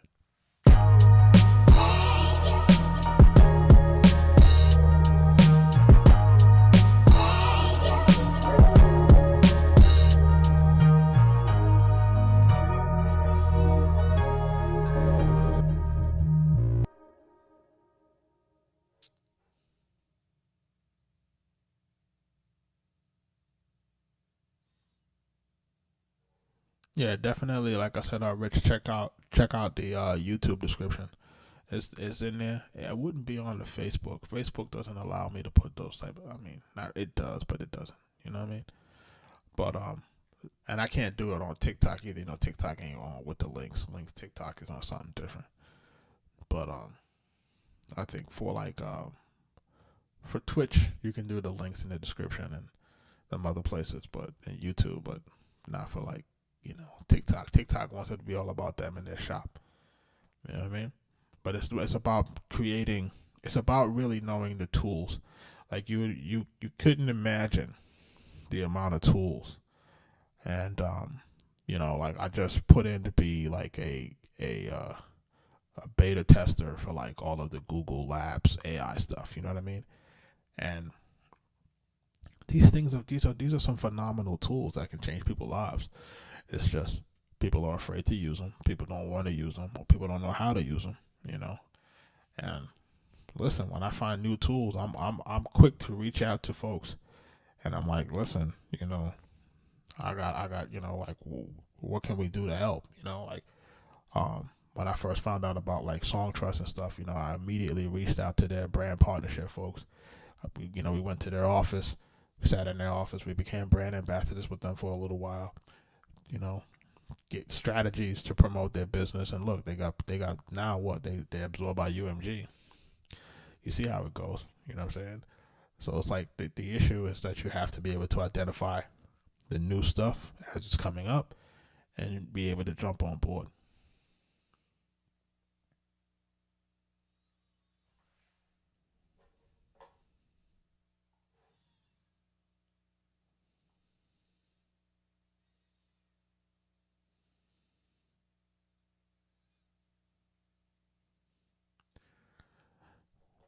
Listen, man, just what you want to do is you want to just get some software and keep it going. You know what I mean? Yeah, just get some initial software. I gotta check out the new desktop software for the MPC. It's MPC Beta 3.5. So I guess as I get off tonight, oh man, it's already midnight. I'm gonna try to take a look at it and see how it works. And listen, if it if it works good, then instead of me having the MPC on the screen, I might be able to put the software on the screen, and y'all can follow along that way. So it can get a little bit of both. You know what I mean? Especially if I can do stuff here, and if I can do it on the MPC, and it shows on the screen for the software, and I don't have to be on the computer necessarily, then man, that'll be a good look. So I gotta try it out. I gotta see what it looks like, and see if that works out.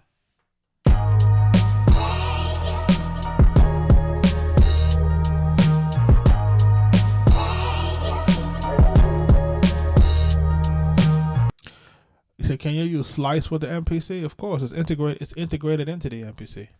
You didn't know that, Cornelius? Look at my screen real quick. If I go here to preferences, it's Splice. It's here. Look, let me go back to browser. Splice is here. It's on the screen. It's part of the MPC. All my samples for Splice are here. It syncs with it over over Wi-Fi.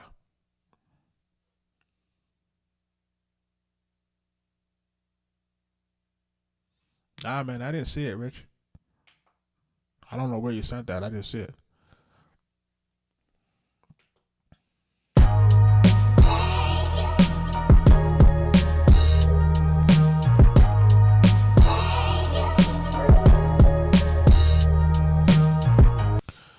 Listen, man.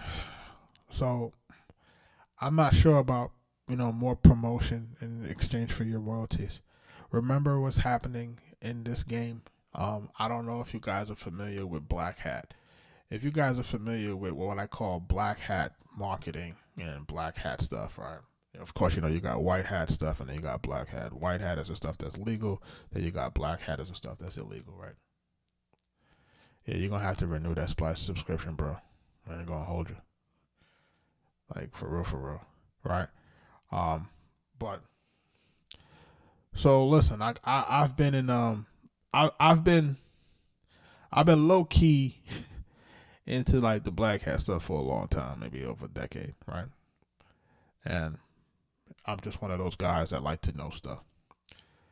And, that's when I got put on very, very early to what we would call like social media panels and social media marketing panels. So a lot of these guys that are talking about, promotion and remember, we were on the internet. There's really no way for you to know the authenticity of the quote unquote promotion. The only way that you can really know what the quote unquote promotions are really yielding is you have to have access to that data. So say, for example, you go to my website now. If you go to my website now, there is a free offer, right? And the free offer is the ebook called The Songwriter's Guide to Song Registration, which is basically an ebook that basically gives you an overview of all the places that you should be registering your music, right? And that's the ebook. That's what's free. Now, in order for you to get the ebook, it has to be delivered to your email. You have to give an email address for that to work, right? Now, when a person goes, they download it, they give me the email, they're part of our newsletter now. We can, they opt into the marketing, so forth and so on. That's how I know I got a real person. You see what I'm saying? And even in some cases, you might still have some bots with that too. But for the most part, that's how you know you got a real person, right? And if you're not getting the data yourself, meaning if you can't see the data, then you have to assume that it's false. And I used to tell guys this all the time, right? When I was building up our Facebook page, and I was running, these Facebook ads to, get page likes and build up my Facebook page because, you want to get it over 10,000 and you want to do these different type of things.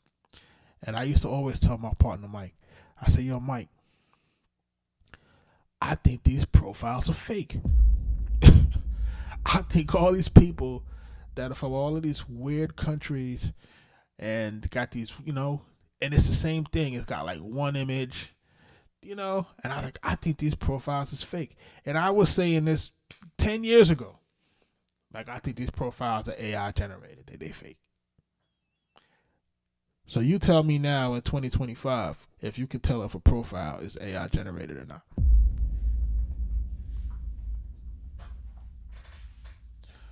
Yeah, so you don't want to do nothing with these folks talking about. Anybody that get online talk about they can promote you. Man, it's bots, bro. Promote what? Bots, bro.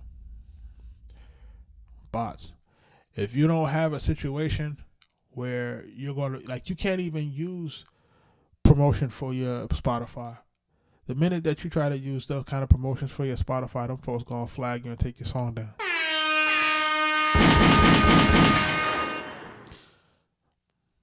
Man, you can't even use that stuff. That stuff put all your accounts and put your music at risk. Like, you can't use it. You know what I'm saying? Like, so you can't even put a situation where you're driving traffic and to playlists and people are listening to stuff. Like, you can't do none of that. That stuff is all deemed as quote unquote streaming fraud. Especially if you're using, like DistroKid or something like that. Like, these guys are looking for anything to not pay you. Anything. So if I tell a bunch of people tonight, I say, yo, I got 100 people here in the live, whatever. Yo, y'all all go stream the album tonight. Everybody go stream the album. They're gonna say that's streaming manipulation. They're not even gonna they're not even gonna look at it as being an organic promotion. Like, that's what you're dealing with. So that's why you got a lot of guys that opting out of it. They use it if they have to, but they're not really they're not trying to drive traffic, back to Spotify and that stuff. If it happens, it happens, but nobody's really looking to really do it that way. You know what I'm saying? Like, I don't really try to drive any traffic there at all. I drive the traffic to the website. You know what I'm saying? That way I can see who's there. That way, if anybody that visits the website, I have pixel data. You know what I'm saying? I can go back and go Facebook ads and that can be retargeted. That's part of the game is, when people visit your website, as long as you got everything set up properly, it leaves a footprint. And then you're able to retarget them with ads. That's what happens when you go to a website today and then tomorrow you start getting ads for that website tomorrow. is because they got digital footprint. They know you was there. They know you was looking for something. And it's only a matter of time before you buy something, because at the end of the day, it's all about the right price and timing.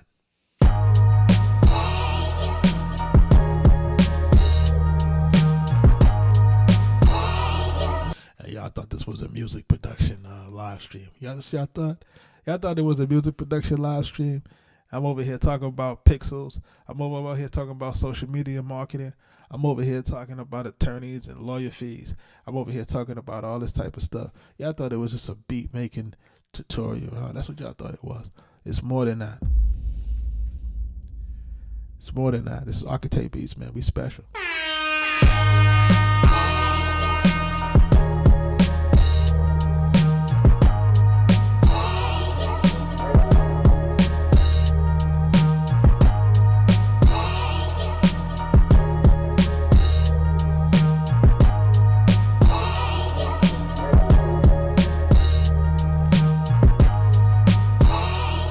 I appreciate you.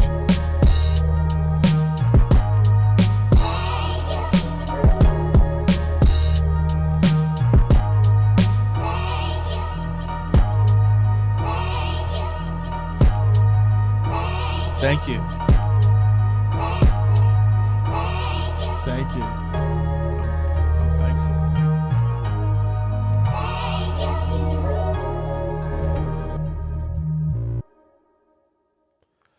You get those books at arkatechbeatz.com, my brother. If you want digital copies, that'll be delivered to you. The email, you can go there. If you want print copies, like these are print copies, these are available on Amazon. It's up to you. Whatever makes it easier to ensure that you're going to read it. You know what I mean? I want you to make sure that you're reading those things. And then if you have questions, come back into the live and you ask the question, my brother, and I will make sure that you are clear on what we're trying to accomplish. You know what I'm saying? It's the most important thing to me is that people are clear on what they're supposed to get, clear on what to ask for, clear on how to get better, clear on how to execute and get it done. And don't worry about it being the best. You know what I'm saying? That you get it done and then we tweak it. You know what I'm saying? We get it done, we put it out, we tweak it, we test it, we tweak it. Like, you know, don't get caught up in this thing, this perfectionism thing that people got people on. Like, oh, it's not this, it's not that. Look, a little constructive criticism, I'm all for it. But, you know, we can't use that to where we're like, you know, paralyzed and don't move forward. We got to get this stuff out, man. We got to get it out. Got to get it out.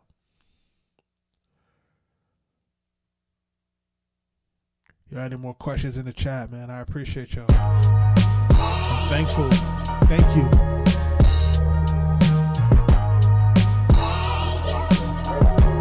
I'm telling people thank you, man. Let's go. Thanking everybody for the gifts. Yo, thank y'all for the new follows. Thank y'all for liking the live. Thank you for the roses. Yo, thank you for asking the questions.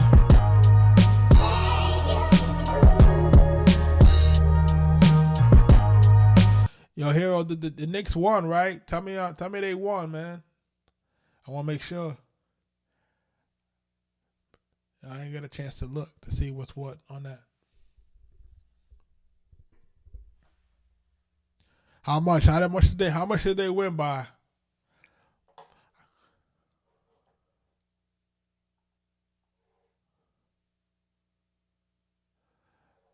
Nah, man, I'm here, man. Asking what's up? What are you gonna buy to get into your music production journey? Nah, you good, brother? It wasn't really the questions. You know, you can catch us on the replay, but on the other hand too,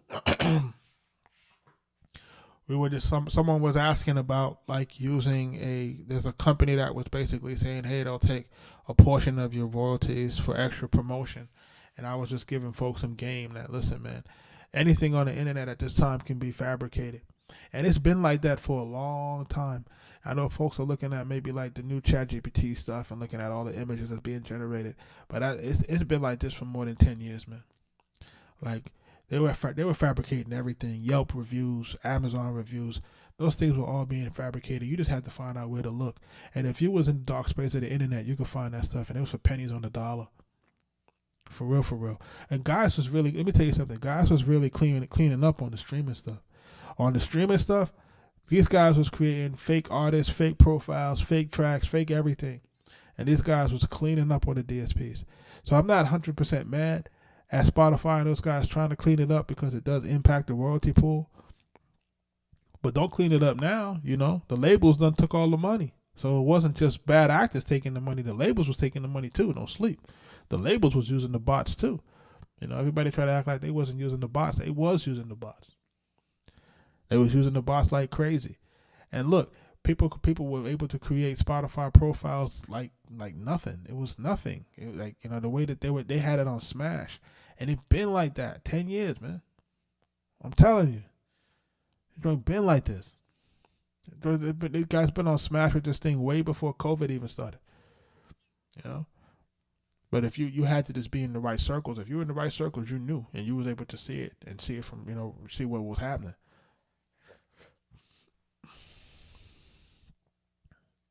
There's a good book out there by this guy named, he writes this book called The Daily Stoic. The guy's name is Ryan Holiday. I don't know if you ever watch that, if you ever read stuff. And listen, sometimes I got recommended reading on the website. I put recommended reading because people got to read, man.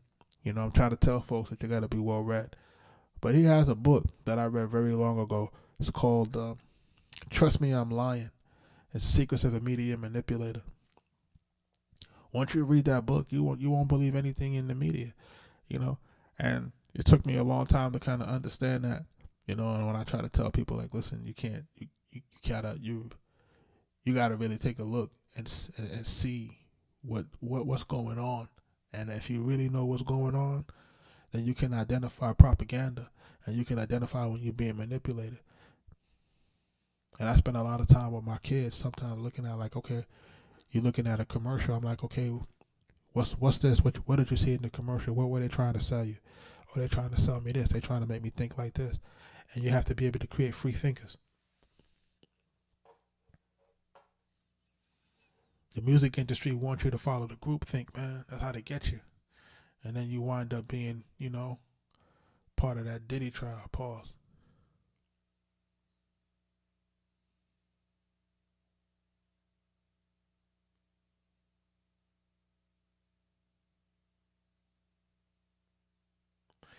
And look, and when we're talking about streams, right?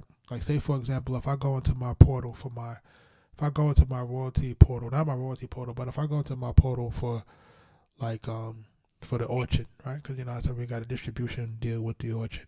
If I go into there and I'm looking for data,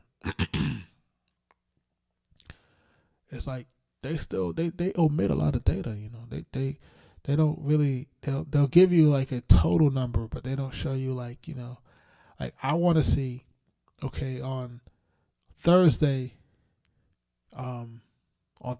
May, whatever, we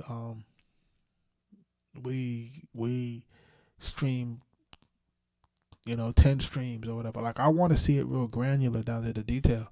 These guys try to give you overview stuff. They try to hide stuff from you, you know. So, you know, it's really a situation where, especially with streaming, man, they can tell you anything, bro. There's no trail. You know, there's no way to audit, you know, what's really happening. So, you know, we're kind of at the mercy of what they tell us it is.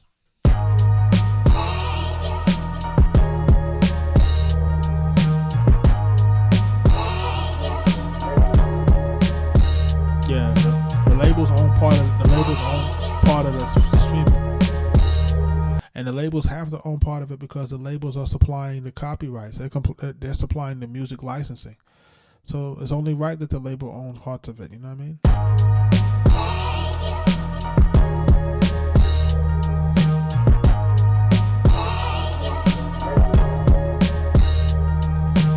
Yo, I started to have my wife. I started to let my daughter read, you know, excerpts of the 48 Laws of Power. She's 10 years old. My wife said, no, she can't read that. She's like, you can't let her read that. I don't want her using that on me. You know, she's like, I don't want to. I was like, listen, I'm picking certain laws, and I'm like, certain laws I think she should know. You know what I mean? Despise the free lunch, and you know what I'm saying?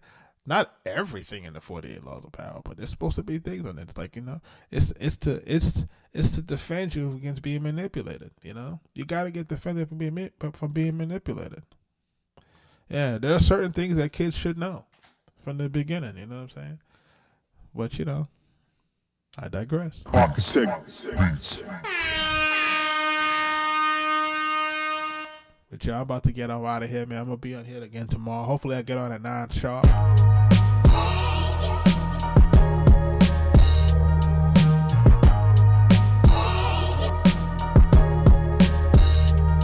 want to tell everybody thank you.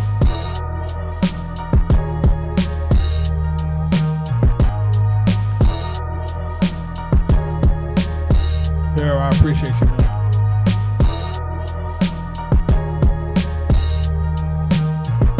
We're about to put this Patreon together, man, in another month.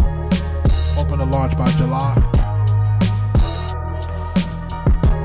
And then we're really gonna get busy. Because I think they're supposed to introduce a streaming feature. Yeah, man. Time to start digging.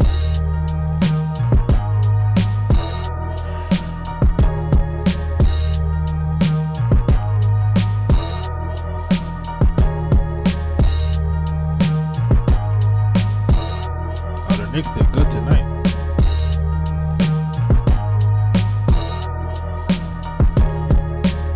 You're welcome, my brother. I want to make sure everybody's doing what they got to do, man. Let's go. Let's move. It's 2025.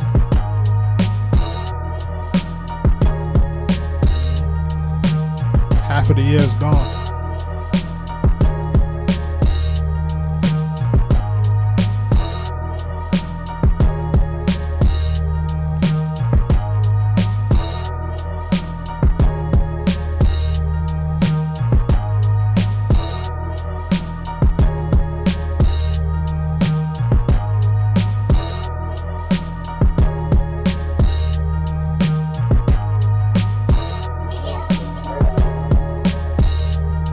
Y'all have a good night, man. Be safe.